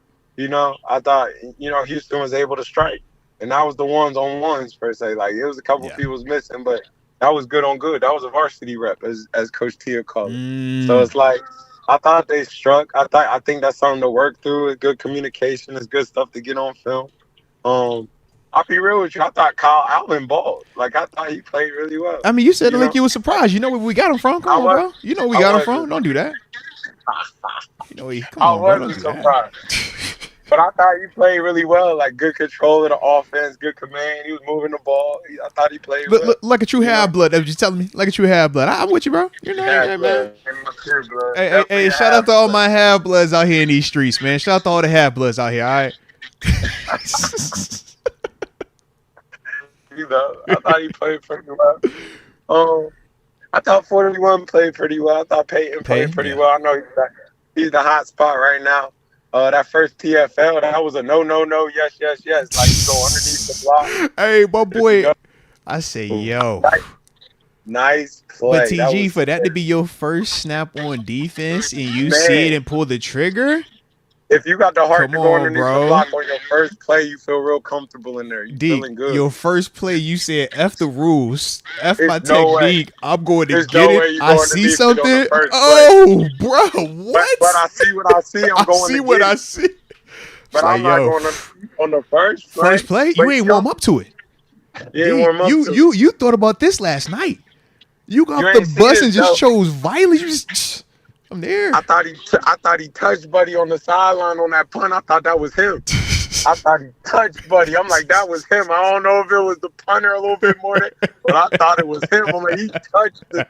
Yeah, if you know. On defense and on teams, my man was productive. Facts. But I think that's what he got to be. Yeah. Like, I think he's the next man in the sense that he going to have to help on the teams a little bit, and the defense got to be hot. You know? Yeah. Like, I think you'll see 50 in early in the game in terms of rundowns, and I think you bring that in for the pass. You know what I mean? And as it grows, we'll see, you know? Yeah, but I think it's definitely... It'll get interesting. It's definitely the hot spot right now. Like, you know, like you see that, you know where it's at. I thought he played pretty well. They asking in the chat about your boy Beanie, too, man. They asking about your mans. You know, I love Beanie, man. I'm a Beanie guy. I thought Beanie held it down. He didn't play bad. I don't... No bust that I seen that was a super bust. I think it was be what you're supposed to be, see what you're supposed to see. Yeah. I think he did that. I think Beanie will hold it down. No. You know, he looked like he's part of the clique in terms of like, oh yeah, that's the next one. Like, he looked like he fit the part. Yeah, he looked like he fit the part. You know, like he's aggressive. He's got the dog mentality. He's from up the street, so he's got Mountaineer Nation right behind him. That counts. You say that Mountaineer blood better than that Pit blood? What you saying? Yeah, that Mountaineer blood is nothing like it. I think Mountaineer, the Steeler Nation, is stronger than Pitt, the Steeler Nation. Enough. All right, we've gone too far. I was like, nigga, you gonna let this ride too, nigga? We've gone too far here. I definitely think Mountaineer, the Pitt Nation, is stronger than Pitt. That is crazy. I mean, if you think about it, though, he not on. But it's kind of like you got to think, man. You've been let down in that stadium for 4 years. Shout out to James you don't want to go through more time. You know what I mean? You've been let down in that stadium for years. Now you want to get let down more in that stadium. Like, it's not like that. You like, man, I'm done with that. You know? Or you go to a game Saturday. Right you go to a game Saturday, you see them get blown out. Then you got to come Sunday. You know what I mean? Like, it's just different. Like, it's crazy out here, bro. This is crazy. It's crazy. It's just different, you know? So, you know. I like it. But I didn't think it was, I thought it was, overall, it was the first game, you know? Like, you got to think not to be like this, but Houston is a game up on them. Yeah. That's their second. They got out there and got some contact. They've got out there and got some, you know, they've got going, in a sense. That was the first time the offense got out there, but they've been in a stadium already. Yeah. So that energy's up. It's man, let's do this. Like, you know how it is. So, and your boy Tank Dell, sheesh, he ain't lost his stuff. He looked the part. He definitely looked the part. I was like, okay, yeah, you ain't injured. None of that from last year or this all season had any residual on you, man. Yeah. No, he looked the part. Yeah. He looked the part. I think, you know, That Hunter over there's a problem. Like, that defense looked good. You know, I thought CJ looked pretty sharp. Yeah. And, you know, Tank, he got shot and didn't blink. Like, facts. Like, didn't blink. Like, hey, look, man, that's the year we on right now. You could take a bullet and get up like it ain't nothing, bro. Shout out, bro. He tougher than me. I promise he tougher than me. I ain't got that. He tough. You say what you want. That Houston team is gonna be a dangerous team, though. Like, I don't want you to think that's a sweet lick. Like, that's a dangerous team. So it's like, that's a good team. You know, that's a good first sparring match. Like, there's more work to be done. They get to leave Latrobe now, right? Yeah, they had their last practice was yesterday. They had a joint practice today with the Bills. Shout out. Yeah. Shout out. We didn't get no fights out of that. I know they fought. You know they was fighting. Come on, stop playing. You know it was a fight. But it might not have been because both teams, especially up top, they're real comfortable with each other. Sean McDermott, Mike Tomlin, and I mean Buffalo and Pittsburgh are kind of like cousins anyway. So I just think that as a whole, Dermott said if someone fights, they're kicked out. They're in trouble. Yeah. And Coach Thomas says he's not running an MMA camp. He's not looking for MMA fighters. He wants football players. So you know, so we all. I think everybody works together with that. I feel that, but he let them fight amongst each other so much. I'm surprised they don't fight. But this is also true. This is you know how some teams they be like cutting the fight. Like he let them fight a little bit to where it's like, man, you know that's what we do. We fight. Like you know? We all look for it. If you think about it, like you right. Even in the season, he'll let us go. It's just because it's company. That's what it is. You can fight your brother, but don't let the neighbor from down the street come over here and do that. No. Don't embarrass me in front of people. Yeah. I don't care what y'all do behind closed doors. I heard Claypool got let go today, but was he out there today? No, he on IR. He on IR though. Yeah. They say he was in with a toe. You know, it happened in like the end of OTAs, and he was supposed to. So he never put that. Right. He never put the shoulder pad. Yeah, he was supposed to come back, but he never was able to fully get back. So yeah, they went ahead and put him on IR. For them to let him go, that means he'll be back though. For them to let him go, that means he'll be back. Because you know if you put him on IR at this time of the year, you gotta release him. Otherwise, they can't play for the rest of the year. That was the whole. Yeah. That was how I took the little, get the bonus at the end. Yeah. You just get on IR now. They shut you down. I'm gonna let you go right now. Go do your thing. Go rehab on your own. I'll see you in a couple weeks if I need you. But you also know that's a dangerous game though. He can't come back for a certain amount of time. Right. They give it a certain. They'll be like 4-week injury or 5 weeks. But after that, I think your name gets hot after you come off that IR list. Yeah. It's not like you just dead off of that. Right. Your name gets hot off of that. Yeah. So you said that'd be interesting though, man. But yeah, we haven't had any updates about, what took place in that in the joint practice today, but we do know it happened. So yes, shout out. But it'll be interesting though. Speaking of Buffalo, man, we did see one of them linebackers go down though, man. Matt Milano gonna be gone for a little while, man. Did he? Yeah, tore the bicep. He tore the bicep yesterday in practice. Yeah, he was tackling a practicing dummy. Yeah, bro. Is that a steroid injury? No, that's like what Tua had when Tua tore his bicep. Like it ain't like crazy, but it's long enough though that you're gonna miss some time. Yeah, I'm just joking. Because Ray Lewis tore his bicep and came back. No. Ray tore. What he tore? He tore his like tricep and something else. Yeah, he was on that funny stuff. I don't know where he got that spray that he had. Yeah. That and he came back in like a month. Come on, bro. with an arm band on, talking about I touched him. I'm good. I just like, bro, y'all gotta stop with this, man. That's all right. Hey, TG, real quick. Do you think the Steelers should bring back Juju? He was released by the Patriots. I think that's definitely a name to watch. I definitely think that's a name to watch. I think he's calmed down. I think people like that. You know what I mean? Does he have anything left? What do you think he has left? Is he better than the receivers we got outside of Pickens? Jefferson, Calvin Austin. I like I think Van Jefferson's underrated. I just don't think he got a name per se. That's what I mean. The routes he was running in that preseason game, what I've seen from training camp, he looks good. Yeah, is he better than Juju to you? I don't think you can get I don't think you can just fall in love with them training camp videos though, man, because you just don't know. You don't see everything with that. You don't see the bad. You only see the highlight. Good. Yeah, you know what I mean? It's a highlight from practice. I was out there though. I got firsthand eyes on it. I feel that. Yeah. He said I walked the same grass that TG walked, man. It was one day, but he said I touched the same football that I seen TG touch over Van here. Jefferson man. was legit. You know Fields didn't miss a pass, and Pickens was awesome. He threw a pass to Pickens, man. You know how he feeling over here. Hey, TG, he said, bro, I took training camp. He said, I got my reps. And he stayed. Okay. He was the hardest worker. At the end of the day, he was the last guy on the football field too, bro. The last guy. They had to kick him off. Man.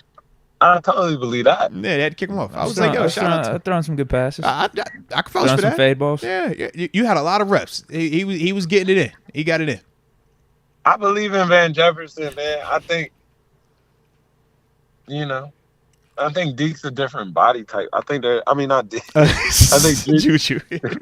I think Juju's a different body type. Like, Juju to me is in the possession receiver category now, where it's like, I'm going to give you this catch. I'm going to give you this catch. Like, I think if you don't need Juju, I don't think you just super grouper just, man, I'm going to grab this. But I think it's from a familiar face that and trust that it's like, I don't think there's nothing wrong with grabbing it.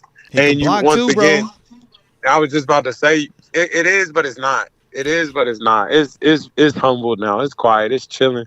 And it's cheap. You get it for super cheap. It's on that Russ. It's on that Justin Fields. Like, we don't have to pay it. Y'all paying it. Yeah. So you're promising me he won't do any front running stuff if we're like 10-3. I think that's part of the combo when you bring him though. Like, hey, bro, just a year ago he was on contract, that, but literally just a year. Contract. I was say just a year ago he was on it a little bit. Like the Kyler Murray deal, like he couldn't do Call of Duty or something. So like we have Juju delete his social media accounts. I just don't think it's that heavy to you. I think it's kind of like you're not really paying it. You know what I mean? Like, just give me the best you can give me. You having combos with it, like, man, you might be on your last leg. You might want to do this a little bit different. Like, might want to be a little quieter. You might be focused more on this versus that. The combos is different. But you say like I'm not stressing about it, but hey, something to think about. I don't think it's the first option that they're gonna go with. You know what I mean? Like, I think it's kind of like, all right, are we cool? Do we want to try to And I think we would all agree, option A still is Brandon Aiyuk, right? For sure. The way that we've put all this effort, the way the reports have been going. So I don't think that Juju is the first option. But if the Aiyuk deal falls through, and we're still saying that we want to either add to the position or potentially upgrade it. But that don't mean it's him, though. Like, it's true, still like true. They're gonna let Michi go in Houston. Like, I'm sure they got a first eye view of that. You know what I mean? Like, they're gonna let Hold on. You think Mechie's going? I think they're gonna let Mechie go. But is Mechie better than Calvin Austin? Is Mechie gonna be better than Roman Wilson? Is Mechie gonna be better than Van Jefferson right now? I think Mechie's better than Calvin Austin. I think they're different skill set. I think Calvin's a deep ball guy. Calvin gives them deep overs. Yeah. He hit last week on that 9.73 on that out real quick. Mm-hmm. You know what I mean? I think that's his game in a sense. Like, I don't even think he'll get that route in the game. I think he'll get the 3. You know what I mean? Come get this underneath drag. Yeah. Like, I think his route tree is a tree that, I think like a Mechie is better than him. You know what I mean? Just his route tree that he gets. Yeah, because you're not getting the 9 or the 7 if we got this guy and that guy. Yeah. You get the drags. You get those. You know because I want GP to do that. I want Move to hit me with this one. I want that. All right, fair enough. Yeah. Like, I think for what they asked of him, I think I broke that tackle is a better body type. You know what I mean? Like, not that much he's just super strong, but his game is more of, I broke that one. I'm out. Okay. You know, like, his game's not, I'm running past you and I'm out. Like, Family guy. Family guy. I know how to win. There it is. I know what I need to do. Just get it to me right here. I'm out. I can get more. So, I like Mechie. You know what I mean? I like Juju for, I don't know. I think that's just intriguing. I think that's a GM. That's why they pay him big bucks in that moment, because it's like, which one do you like more? I don't think you can lose with either one. But they both bring very different things too, though. Yeah. But once again, Mechie's way quieter. This is also true. So but Juju's way more proven though than Mechie. True. I think Mechie's younger than Juju. This is also true. Mechie beat like Hart. Mechie like he did beat that cancer thing, right? Whatever it was, he just overcame that. You know what I mean? Yeah. Like, sounds like a dog, like, That's real. I'm just getting like it's gonna People be are bringing guys up Alec Pierce, like with the Colts, because they got 3 he's another receivers one. ahead of him. Yeah. He was a second or third round pick a few years ago. Fast. Mm-hmm. I think that's solid. It's fast. He can run. Yeah, that would be like the Mechie type. They ain't go get Martavis from what's his face? Martavis is with whatchamacallit now. He just signed the Commanders. Yeah. Man, you can't. You seen the little video? Did you see the little video of him running? I say, bro, he's still like a mutant, bro. Bro, you can't kill Martavis. He was running a casual go route and pat and go, a little warm up. I'm like, yep, I can see you can go for 1,500 right now, bro. You look the part. He still looks the part, bro. He looks the part. It's tight. You never know. It's Martavis. He looks the part, bro. Yeah. You know, it's Martavis. Yeah. So shout out to Tay, bro. Shout out to Tay. You know.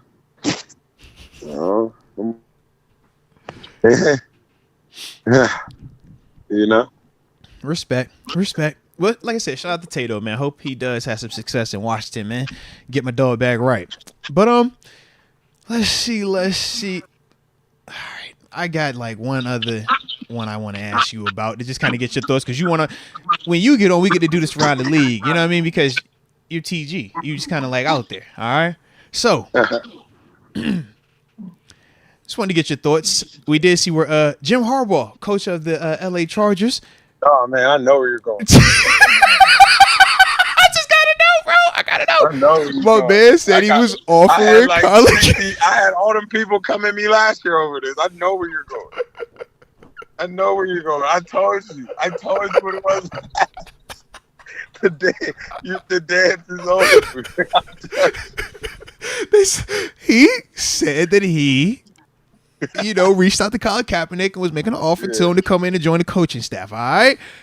Just wanted to know your thoughts on it, bro. Like, yeah, that's it, man. That's, I'm not going to do it. Because on ESPN, they said, well, man, what if he came in as the coach and then they tried to see, maybe you play eventually. You know what I mean? I ain't going in with you. I'm not doing that.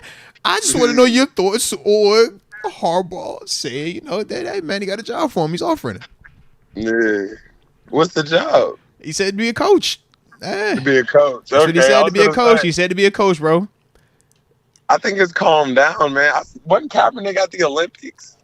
I don't know if he was officially at the Olympics, but I know he was promoting Olympic type stuff for himself. Man, I think he said he wanted to do like flag football or something like that, right? Man, you seen him at the Olympics at Team USA's basketball game, man. Like, respect. Hey, look, a lot of people were there. I'm just saying, I didn't know if you were saying like, was he like officially like promoting it? Like, I don't know if he was like an official capacity, but he was there. I say it to say I think we're over the, I think the trying to use my words the right way. Like, I just think the loudness around him. The loudness of it has calmed down, to where now I feel like he could get it. Would he be your quarterback coach now? I don't think it was specified. He just said that he was offering him a job to coach, and he feels like he'll be an asset to the program, him being in the building. I like that. I respect that. Yeah. I don't know if he's your quarterback coach, like 1, 2, 3. You ain't digging that either. I don't know. That was his game. Fair. You got Justin Herbert out there though, and that's a completely different game. You know what I mean? Elbow up, like little stuff. Like, I don't know the details of it. Okay.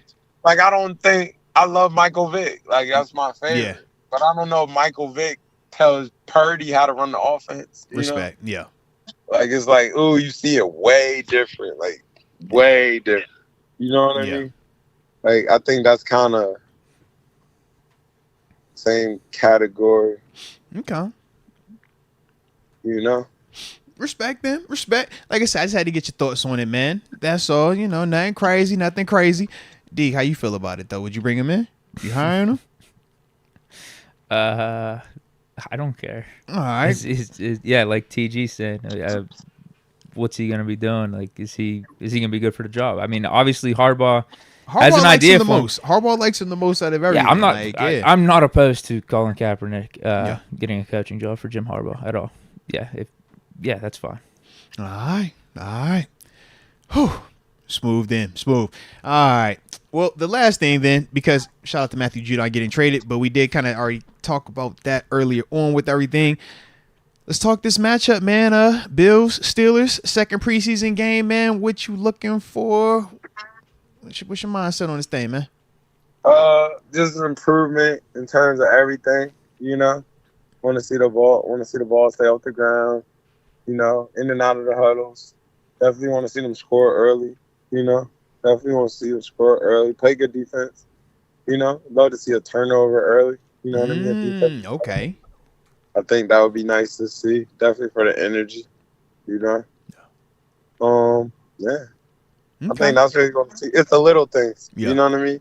In and out of huddles, like good clean tackles, vice tackles. Let me see somebody punch a ball out. The little things, like I think you get the big things. The big things come with play. In terms of seeing like the whoa plays, those come, but just the little things, the getting in and out of the huddle, the handoff transitions. Controlling the D line, not letting that truly just get back to the quarterback like that. Like I thought the quarterback got hit a lot. So just things like that. Finding your reads, I think it'll look better. But do you think there's anything Justin Fields can do in this game to close the gap on Russ? Or do you think that ship has sailed and there's nothing that Fields can do in this game to surpass Russ?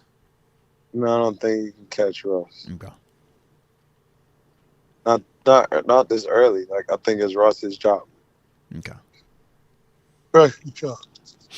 I like that. It's Russ's job. Yeah, agreed. Respect then, man. Russ's job. I like it, baby. I like it. All right.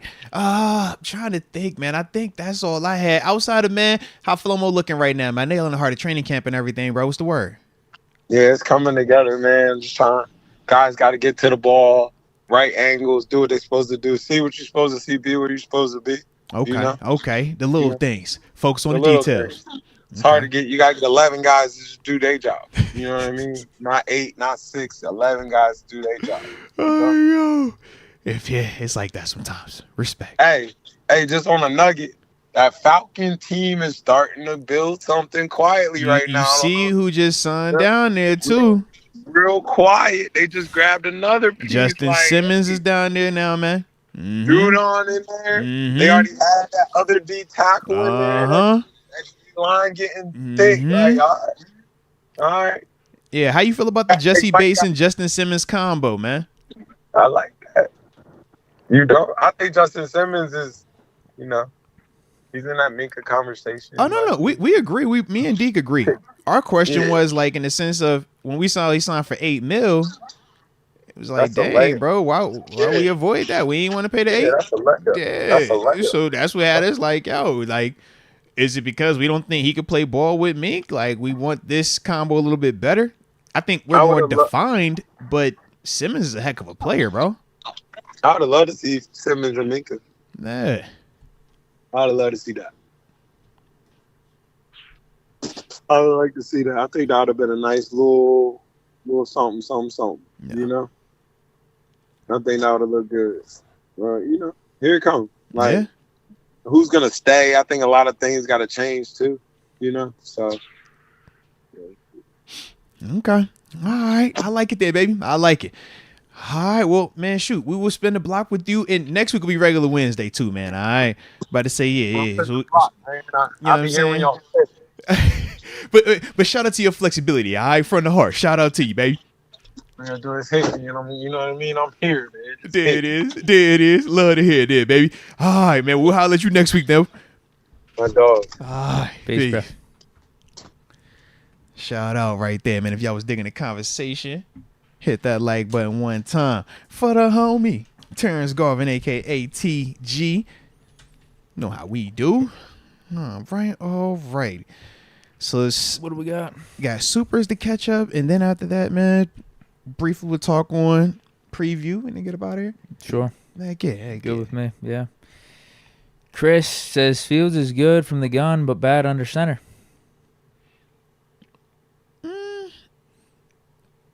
I wouldn't say he's bad at the center, but I can see what you're saying, though. So far with the Steelers, it hasn't looked promising under center. Yeah.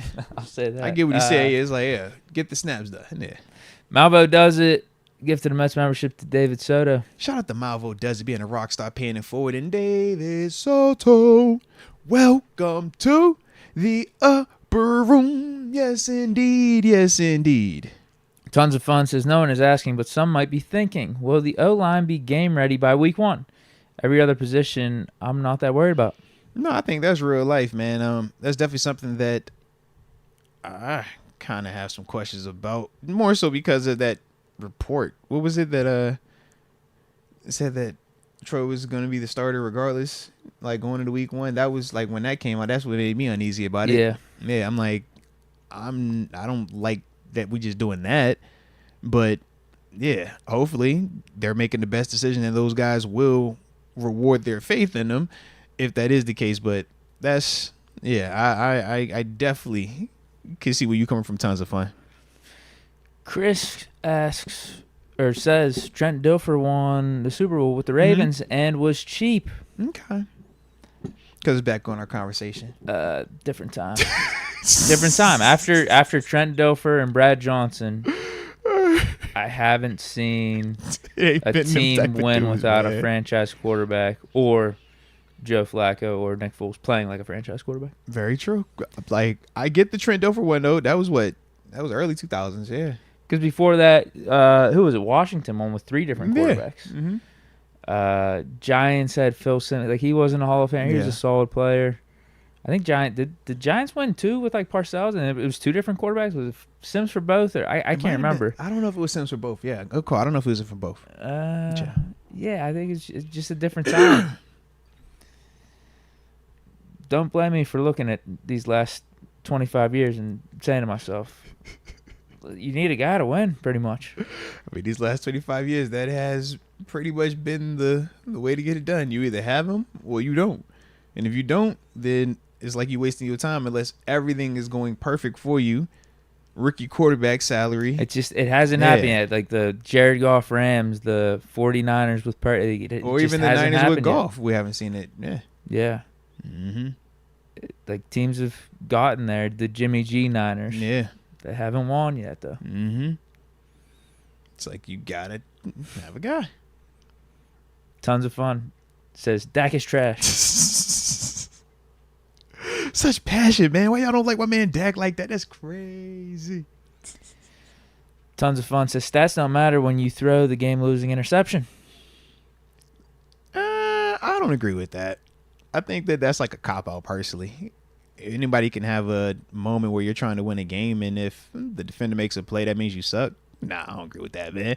But I could get what you're trying to do, though. Shout out to you, Tons of Fun. Shout out, baby. Bootman318, Deke, what makes you think not getting one of those guys in the Steelers building won't make a difference to their careers? I think he's talking about like a Dak, right? Oh, okay. I was like, what are you talking about? I don't think the Cowboys have been holding him back. I think the Cowboys have surrounded him with a lot of talent down there. I don't think everybody agrees with that, though, bro. What's your uncle say? Jerry Jones is an issue, bro. Yeah. We've never experienced that here in Pittsburgh, so that's why I don't think that we can fully comprehend it. What do you mean by that? Just look at how he runs the team. He's very hands-on. He's very loud with everything that he does. You don't hear Mr. Rooney having a radio show every week talking about who the quarterback is, the head coach. I want to make the head coach uncomfortable. Man, I'm not in a hurry to pay this guy. Like, it's just loud. So it's a different environment. You also look at, all right, Keller Ward, you're the guy. Nope, not you no more. All right, you're the guy now. All right, nope, not you. All right, this is the guy. It's like, it's just a different environment. Mr. Rooney here is one of the family, slow burn. There is no urgency to get rid of. Think about how long it took a Matt Canada to get to that part, right? Where it was like, he's gone. Unfortunately. Jerry Jones, he's doing that in year 1. You see what I'm saying? So that's what I'm saying. It's just a different vibe. Like, but it's also Dallas. It's loud in Dallas. There's a lot of eyes on there. So that's why I'm saying, like, not everybody feels that it's just this great situation. It's loud. It's a tough situation. That's all. But that's why I'm like, I think Dak is a good player too, though. Yeah, you're talking more about just like the environment that he's playing in, as opposed to because the personnel's been pretty on point. On field, yes, the talent is there, and Dak has been a big part of that talent looking like that because he's the quarterback. But it is loud. It's a ton of stuff that is not always conducive to winning that goes on down there. Like with Stafford, so that example, we looked at him in Detroit and we're like, clearly this is just dismal. The surroundings have been dismal for him, right? The actual modern day example I would compare that to would be Justin Herbert. Ooh, okay. Like he would be that guy up to this point. Obviously, he's going to have Jim Harbaugh, but up to this point, I would look at that and say, if we got Herbert to the Steelers, holy shit! Like I think it's a game changer for him. Okay, almost like Stafford from Detroit to the Rams. Whereas Dak, I don't think him coming to the Steelers like changes his game or he's able to get better with the circumstances around here. When you say get better, once again, what is better? 5,000 yards and 50 touchdowns? Then he's Mahomes. You know what I mean by better. Those are stats, but like better is like he's all of a sudden gonna become a guy like a Burrow, or I just don't think that happens if he goes to a new team. I think he is what he is, and that's fine. That's why he go get a $60 million quarterback. I don't want to pay him bro, that. What are we saying? I don't want to pay him that, and that's good for him. Like hell of a career, awesome. I'm like, bro, him, what? Kirk Cousins, these dudes, hell of a career. Tip my cap to him. I have nothing against him personally. I just don't want to be paying him that amount of money to be the quarterback for my team. All good, bro. All good. Herbert get a lot of money too. He does. And he still hasn't even had an AFC Championship appearance either. I don't even think he's like cracked the tip of the iceberg. Like he's not even close to what his potential is, though. That's the thing. Okay. It's still early in his career. Now it could be a different story. We're 10 years in with him, and it's all disappointment. I'll be talking about him differently, but that's the unfortunate part with guys like Dak and Kirk. I've seen enough. Herbert don't ever he don't ever had no bad interceptions, no bad, can't get it done, can't finish it. You got a big lead, you can't get it. He don't have that. That's what I'm talking about with like him and Herbert him and Stafford. It's just like surroundings really haven't been good. I've seen him be elite in clutch moments and elevate the team, but sometimes the surroundings are just too dismal. It's too much to overcome, and I think that's what he was dealing with with the Chargers and Staley and the coaching changes and stuff and all that early on. Now he's got Harbaugh. I don't really think he's got any excuses. I don't think he has any excuses right now. Skirt says, starting to think Aiyuk is only interested in the Steelers because he kind of looks like Tomlin. And I think Deontay Jackson will be worth the trade. And didn't we get a third too? No, we didn't. Okay. Got McCormick out of it. You talking about what we traded for DJ? No, we got McCormick from the Kenny trade. Yeah, I think. DJ's pick is that for next year? We got it was Peyton Wilson from the Kenny trade. We got the Eagles third. We gave up a fourth.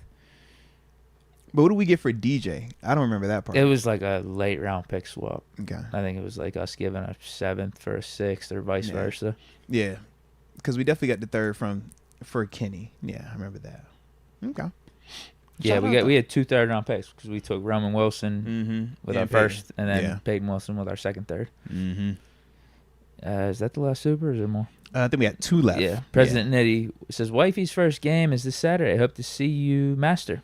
Hey, let's go. Shout out. This Saturday, strong possibility I won't be down there. Strong possibility. I'm just throwing it out there. Strong possibility. Don't kill me. Just strong possibility, though. All right. Group project, bro. It's a group project, man. Iron Mike 5K. Houston's wide receiver room is elite. What do you think about a trade for Nico Collins? That's not happening. Where is Nico in their room, though? He just got paid.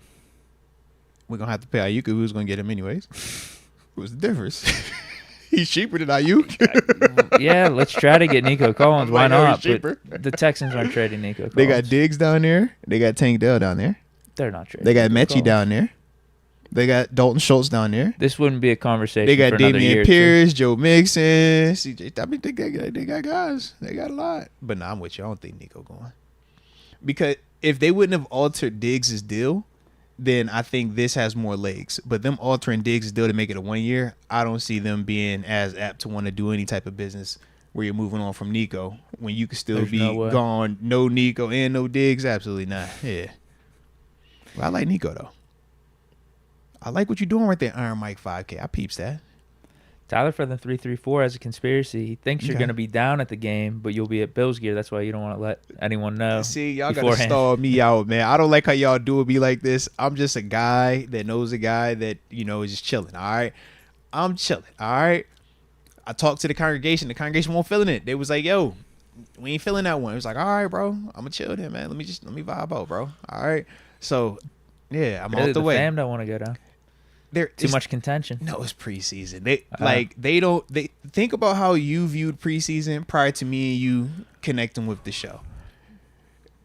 They view preseason like that. Okay. Whereas we view preseason very differently. We're like, yo, I care about all this stuff right now. So for them, they just kind of like, bro, I ain't trying to do that. And I'm like, well, if I'm just going to just go. If you're going to do something before or after, you know it's worth it. Right, but I'm like, if I'm just going by myself, make a day out of it. Yeah. Go bar hopping before, hit the town after. Right, but I'm like, it's preseason. I'm not doing that, and I'm not doing any of the interviews for the preseason stuff. So it was like, I'm probably gonna just watch it at the house. But we're gonna stream afterwards. Though, get some reactions. You know how we do. The reaction's gonna be fire. You know I'm gonna give you that. All right, but you know, just I'm easing my way back into this thing. All right, I'm easing my way back into it. Let me just ease it for a little bit. All right, I'm seeking comfort. Don't kill me. You know what you should be rooting for the views for Josh Allen to throw a few picks. I think. Well, I don't want to do that. I think people would tune in. That's crazy. I think the chat would like to see your reaction. Why are you talking all crazy like that? I'm just saying.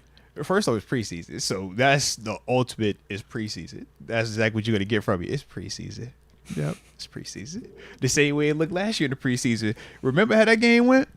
I was actually down there with my little mans for that game. We saw that loud and proud, and everybody in that stadium was going crazy. Yeah. And I remember we came in here, and you couldn't wait to talk about it. It was like, it's preseason. But then the wild card game happened, and nobody want to talk about that game. It was like, yo, I'd rather talk about the real I'll talk ones. about the refs being bad in that game if you want. I'll talk about that. So that was my thing. I'm just like, so if Josh go out there and throw picks, it's preseason. I don't want to talk about that. I want to talk about it when it matters. All right. When it's big games, then we could talk. Okay. But if it doesn't count, I don't want to talk about it. Yeah. All right, we get into this preview then. All right, let's get it then, man. Let's get it. I had a list written down of key points or things I wanted to see. I lost it though. I blame the day on all of this, man, because we started off kind of just, we had stuff we had to talk about. Yeah. It's been one of them days. Dak Prescott being a Steeler, it feels actually really real right now. Too real.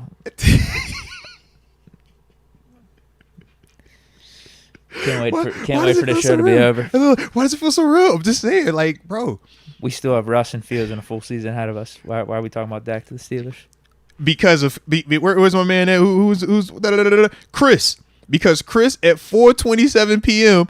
put the bug in the chat. He says, draft a QB in 2025 or go after Dak P. I blame you, Chris. Wherever you're at, shout out to you, but this is all your fault today, all right? Anybody that got an issue with us, blame it on Chris. Yeah, shout out to the homie. But anywho. Steelers-Bills preview. Rivalry game preview. It's definitely not a rivalry game. It's just a casual preseason a casual exhibition between two familiar foes that are more like accomplices than foes, if we're being real about it. We're like a band of thieves. Like, we don't really trust each other, but we respect each other. And we just, we do business here together, but on occasion, we just, yeah.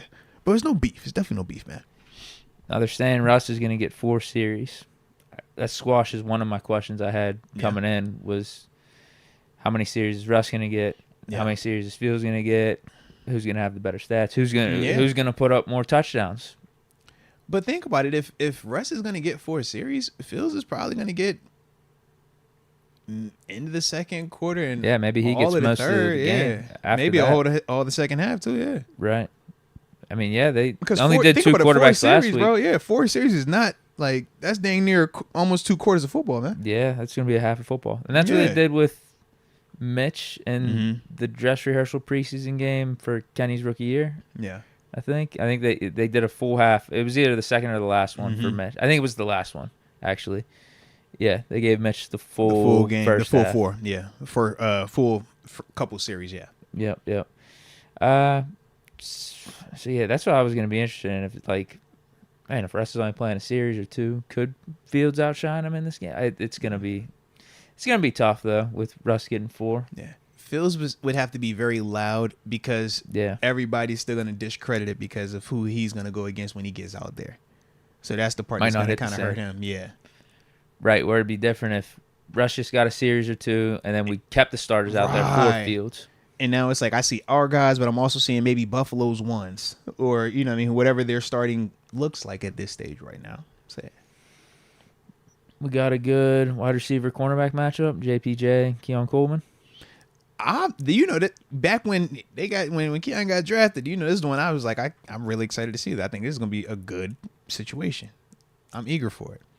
JPJ, I want to look You like seem a JPJ, little higher though. on Keon Coleman than what you were pre-draft. No, don't do me like that. Listen.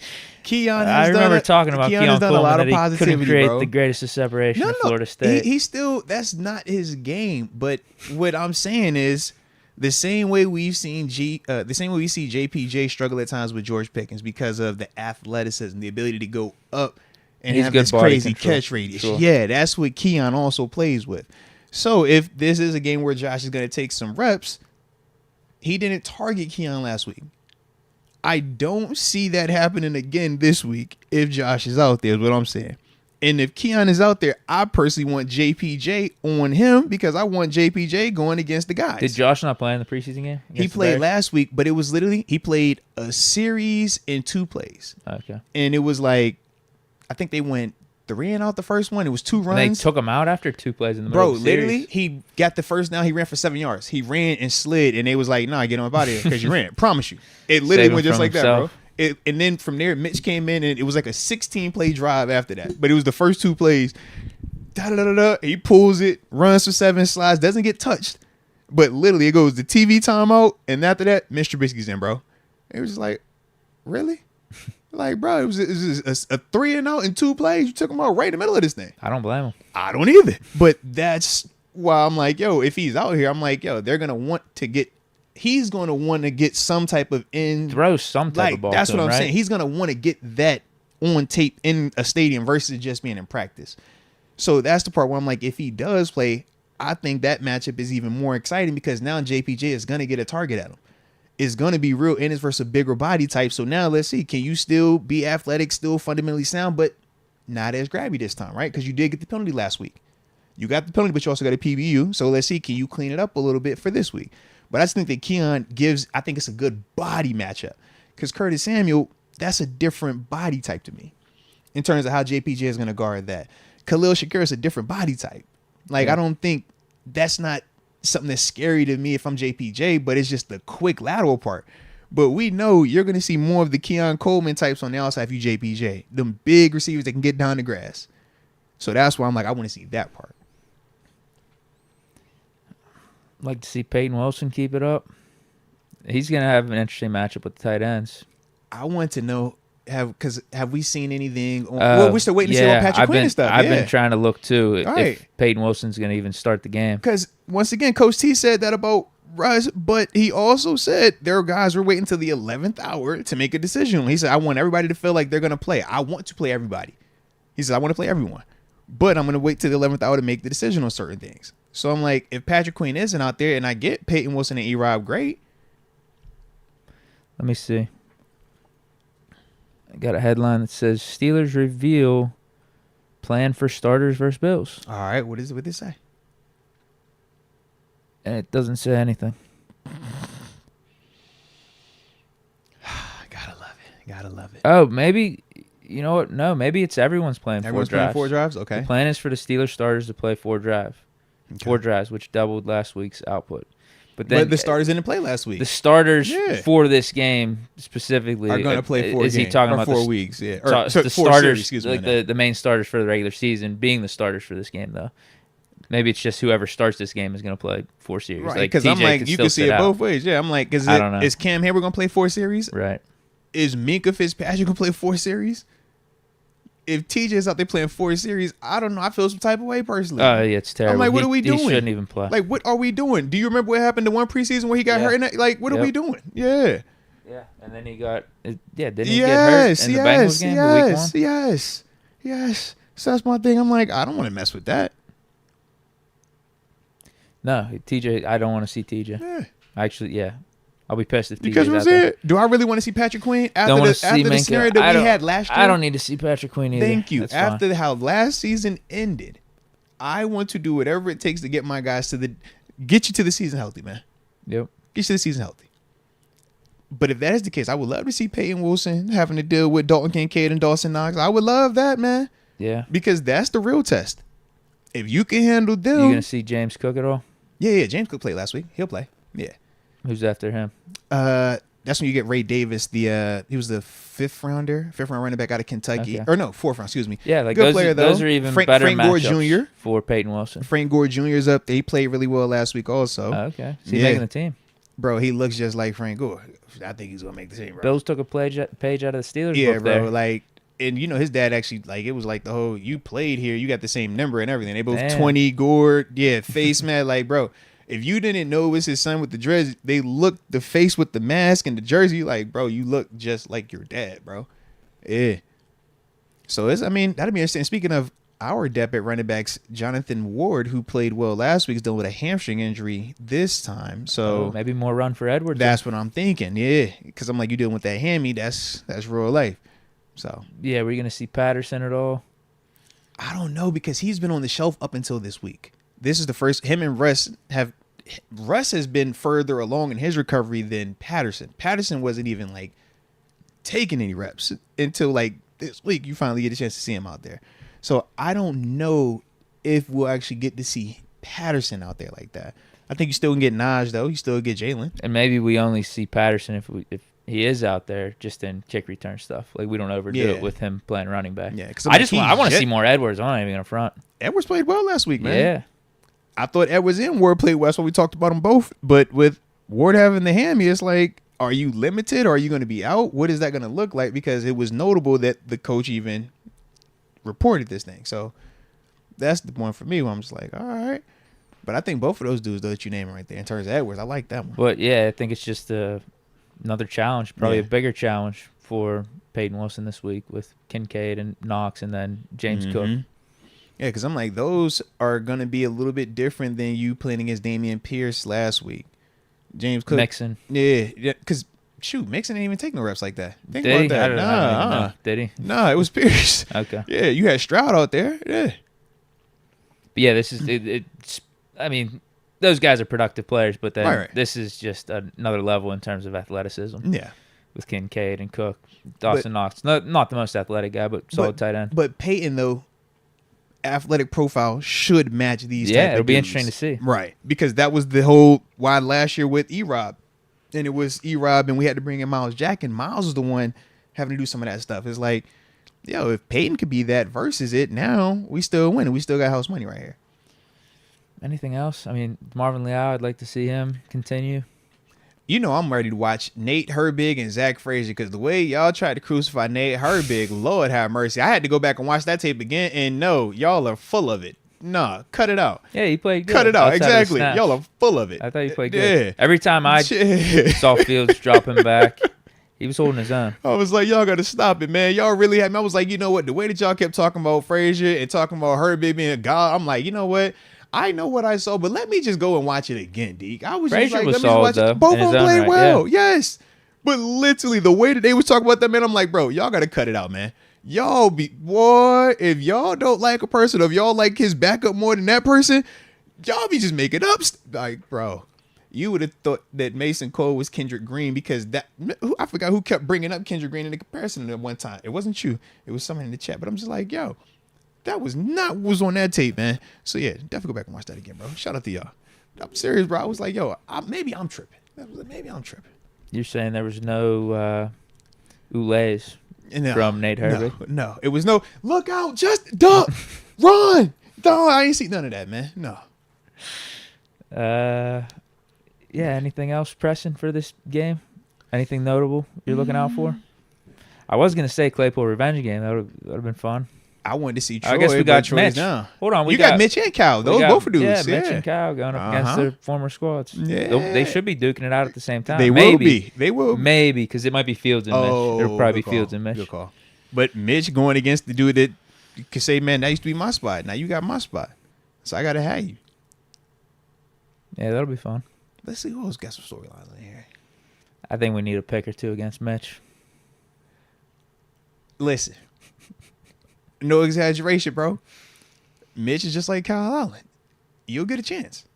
Now, are you going to catch it? That's the question. A lot of quarterbacks will give you an opportunity. Like Ryan Watts, Beanie Bishop. This is your Yeah, time. but you got to capitalize. Corey Trice. Yeah, I don't know if they're going to capitalize on it. We'll see. Mitch might come out here and be like, yo, he looked like he did versus Tampa that one time. Like, yo, where'd that dude come from? What'd that guy get? I've never seen that guy. I haven't either. But he showed up, though. No, he played really good in that Panthers game. He went head-to-head with Brady, bro. Went really good in that Panthers game late in the season. We got to see him against the Ravens when Kenny went down, too. But he threw those picks. But then he also had some awesome plays to Pickens. But the picks were the Roquan and was it Roquan and Patrick Queen? But, yeah, that Tampa Bay game had me saying some crazy takes into that offseason. Yo, bitch was cooking. That Tampa Bay game was impressive. It's like, bro, what is that? Nah. Oh, and you got Dirty Red. Tyler Metcalf's revenge game. Okay. Yeah, because they moved on from him. Don't forget that, man. They moved on from that, man. They said, we don't need your Pro Bowl caliber special teams play anymore. He's back to where he should be, though. Yes, he's back home. Back to his pure blood roots. But he needed to go dabble in that red blood to come back to this blood. And now it's like the perfect combination. Yeah. But he's always a pure blood to the Steelers, right? I mean, he left and put on another jersey. You don't lose any of that? Like Juju's you don't lose technically, that? I guess, still a pure blood. Kenny's a pure blood. Mason, pure blood. TG, that's because TG calls himself a pure blood, right? He if does. You were drafted here. He does. He does. You were homegrown. He does. You can never take that away. He does. Fair enough. Fair enough. Mm-hmm. Rare are the guys that, even if they weren't drafted here, you could still call pure bloods. Jerome Bettis is one of them. Like Aminka is one of them. Yeah. Shout out to them. You trade for them early on in their careers. Shout out to them dudes, man. Shout out to them dudes. And they become half-blood legends kings for the Steelers. Yeah. Half-blood kings. I love it. Love a half-blood king. Not like half-blood kings, man. I think they're pure bloods. I've seen we them got to in ask other TG, jerseys. actually. I've seen them both in other uniforms, bro.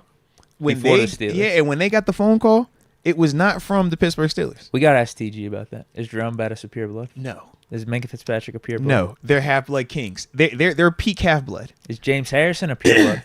Absolutely not. Peak half-blood. Pro Football Reference. Actually, hold on. Steelers first. I was about to ask that with Debo. Who did he technically have his first game for? Because I knew the It's the NFL Steelers. Europe, but what team was he for in NFL Europe He was too? with the Ravens, I think, for a little bit. That's what I thought. Practice squad Yeah. or like trying out for them during training camp. Right. Now, if I wanted to be technical, I would say who was cutting them in-season checks first. But I that's think it cheap. was us first, though, and then we cut him. He went to yeah. the Ravens. I think it was us first. Okay. I think. Okay. I'm hoping. If so, then shout out to could be Debo. wrong. Debo's a pure blood. But if Debo could be on that half-blood side, he's going to be right at the top of my list of my favorite half-blood ever. I'm just throwing it out there right now. If I can get that one to just let me just see where it was Baltimore first. Just one inch of something first. Oh, yeah, he is the king of all kings of the half-bloods, all right? I don't know. Yeah. We got Alex Allgood saying Minka's a pure blood. Uno Man, saying Debo is for sure pure blood. Oh, man. Let me find out. I'm gonna do my research. If I just see a speck of it, it's like, yo, he's at the top because he's already my favorite. Don't let him be half blood. Oh, if he's half blood, Deke is over. Devin Bush, pure blood. Yeah, he's pure. He's pure blood. Dree Archer, pure blood. Pure blood. Pure as heck, man. Lima Swede. Pure blood. Pure as Man. heck, man. You can't take that away from them. You can't do it, man. You have it forever, man. Yep, you can have that one. Any score predictions? Or I guess anything else you want to talk about with the game? No, I mean, I think as a whole, though, kind of piggybacking off what TG said, man, for us, yo, when you're under center, whether it's Phils or Russ, whether it's Herbig or Frazier, just make sure we don't have that ball on the ground. Look professional. Keep the turnovers low. Would definitely love to see that. And I would like to see Peyton Wilson continue to put together another positive performance like he just did. That's all I'm saying. Don't get me in trouble, but I would like that. Agreed. That's all. So, yeah. Yeah, good test for him here. Heck yeah. I'm like, I saw you in practice. I've seen you versus these type of guys. Now let me see you versus these tier guys. But I'm like, you keep checking off, the way I like it. So I'm intrigued. I think That's why I did the film Steelers session. You seen it, bro? winning Yeah. 50-0. Why are you like this, bro?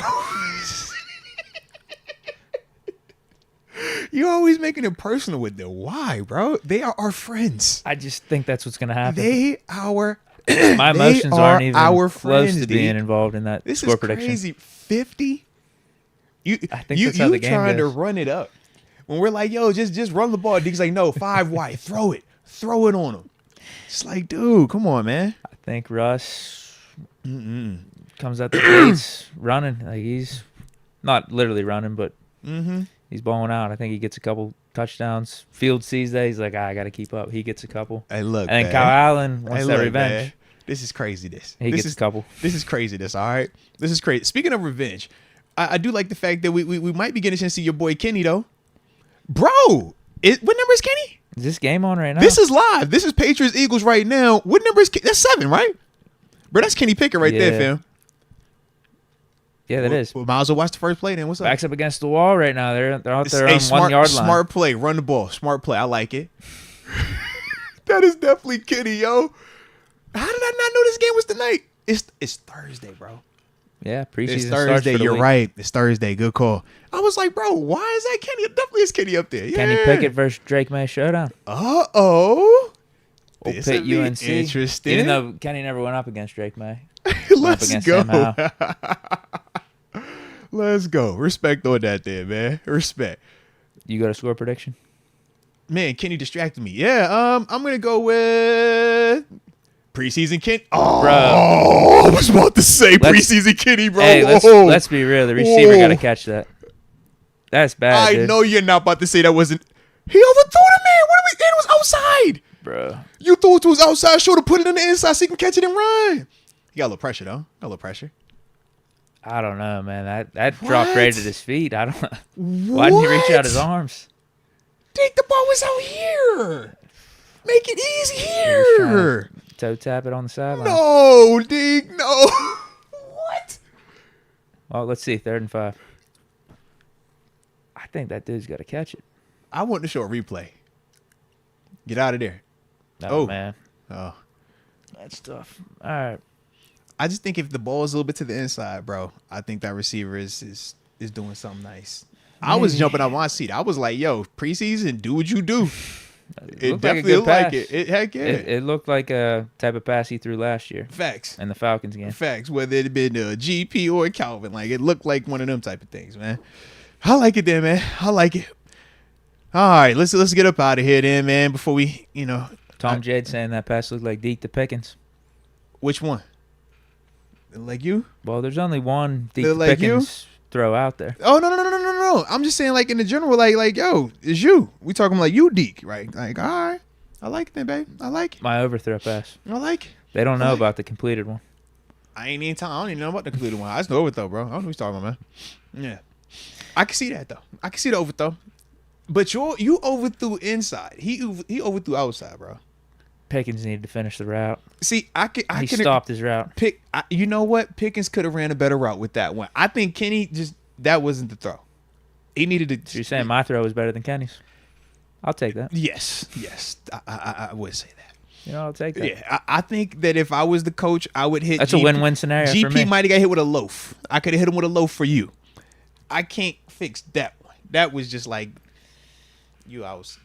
give me inside a little bit. That's just a little bit. But it was a pretty throw though. Was there a safety there? Nah, that safety wasn't no factor, bro. You sure? That safety wasn't a factor. And it looked like one because the corner looked like he was beat in slightly to the outside of him in terms of leverage. That's why I was just like, yo, put it in here. Might have to watch the tape. You right, man. You right, bro. Hey, I don't want no problems, bro. Shout out to Kenny. Might have Shout to out to check this the game, tape on man. that All one. right. Look. You're not about to have me down here getting in trouble as we focus on Kenny Pickett. All right. It's 7:14. I'm gonna go upstairs and try to keep my wife. We need your score happy. prediction, though. Yeah. So my score prediction is, you know what? It's preseason, man. I'm gonna go 19-18. The good guys win. Yeah. That's fair. 19-18. We're doing this game again. What? Is that the good guys win? What? The good guys are going to win. I'm going to be happy regardless, bro. You know this. We need a team. Us. I already said that. That don't count. Bro, why you do We this know every that's got a double meaning. Bro, no. we are on the Steelers show. How is this having dopamine? I said, us. We. The guys. Team. You know? Yeah. X concepts, don't start that. Don't start that. Good guys who don't. Yeah, y'all doing a lot right there. All right, jeez. Because if I recall, I think you were doing the same song and dance. No, I ain't do that. I ain't do that. No, you know I wouldn't done that. We let it slide, and then all of a sudden, I don't know what you're talking about. I ain't do that, bro. In the end credits, I did not do that. We heard you say something that maybe clarified what your real prediction was. What? You know what? If that's what y'all think was said at the end credits of that matchup, I know exactly the stream you're talking about going to that Walker game. If that's what you think, then I would just say then the Steelers are going to win, okay? I got the Steelers winning on Saturday. See, loud and proud for you, all right? Loud and proud for you, okay? There you go. It's not about what you say. It's how you say it.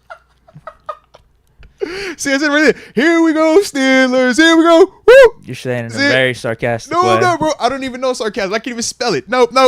Steelers, all right? So I said it. I did it. I meant it. It is on the tape, all right? So y'all leave me alone, all right? Straight like that.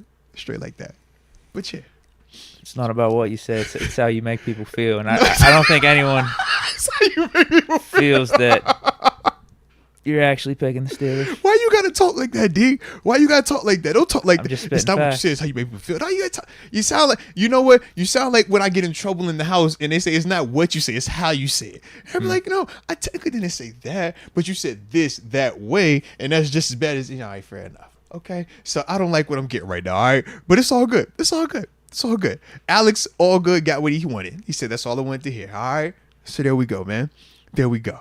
Sheesh. And no, Hannibal 090. It actually was. I got a cramp in my abdomen right now because of Deke making me have to be like this. All right, I just don't like when y'all be questioning my loyalty and my alliances and allegiances and stuff like that. All right, jeez, man.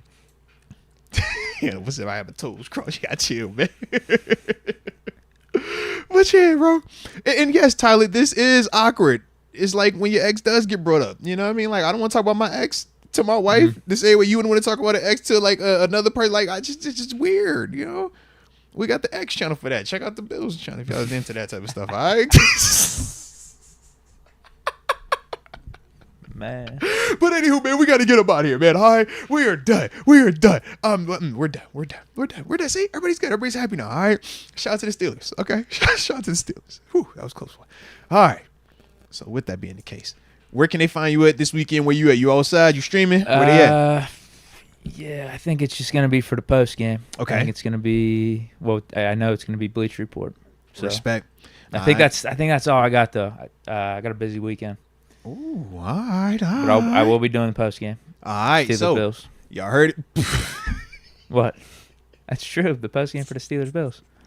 I thought you said screw the Bills. I was like, dang, bro. You said Steelers. I was like, okay. I was like, dang, that's crazy, man. I mean, no. Don't let me put that in your ear. I ain't do that. I thought that's what you said. I was like, no dang, problem saying bro, that is nuts, man.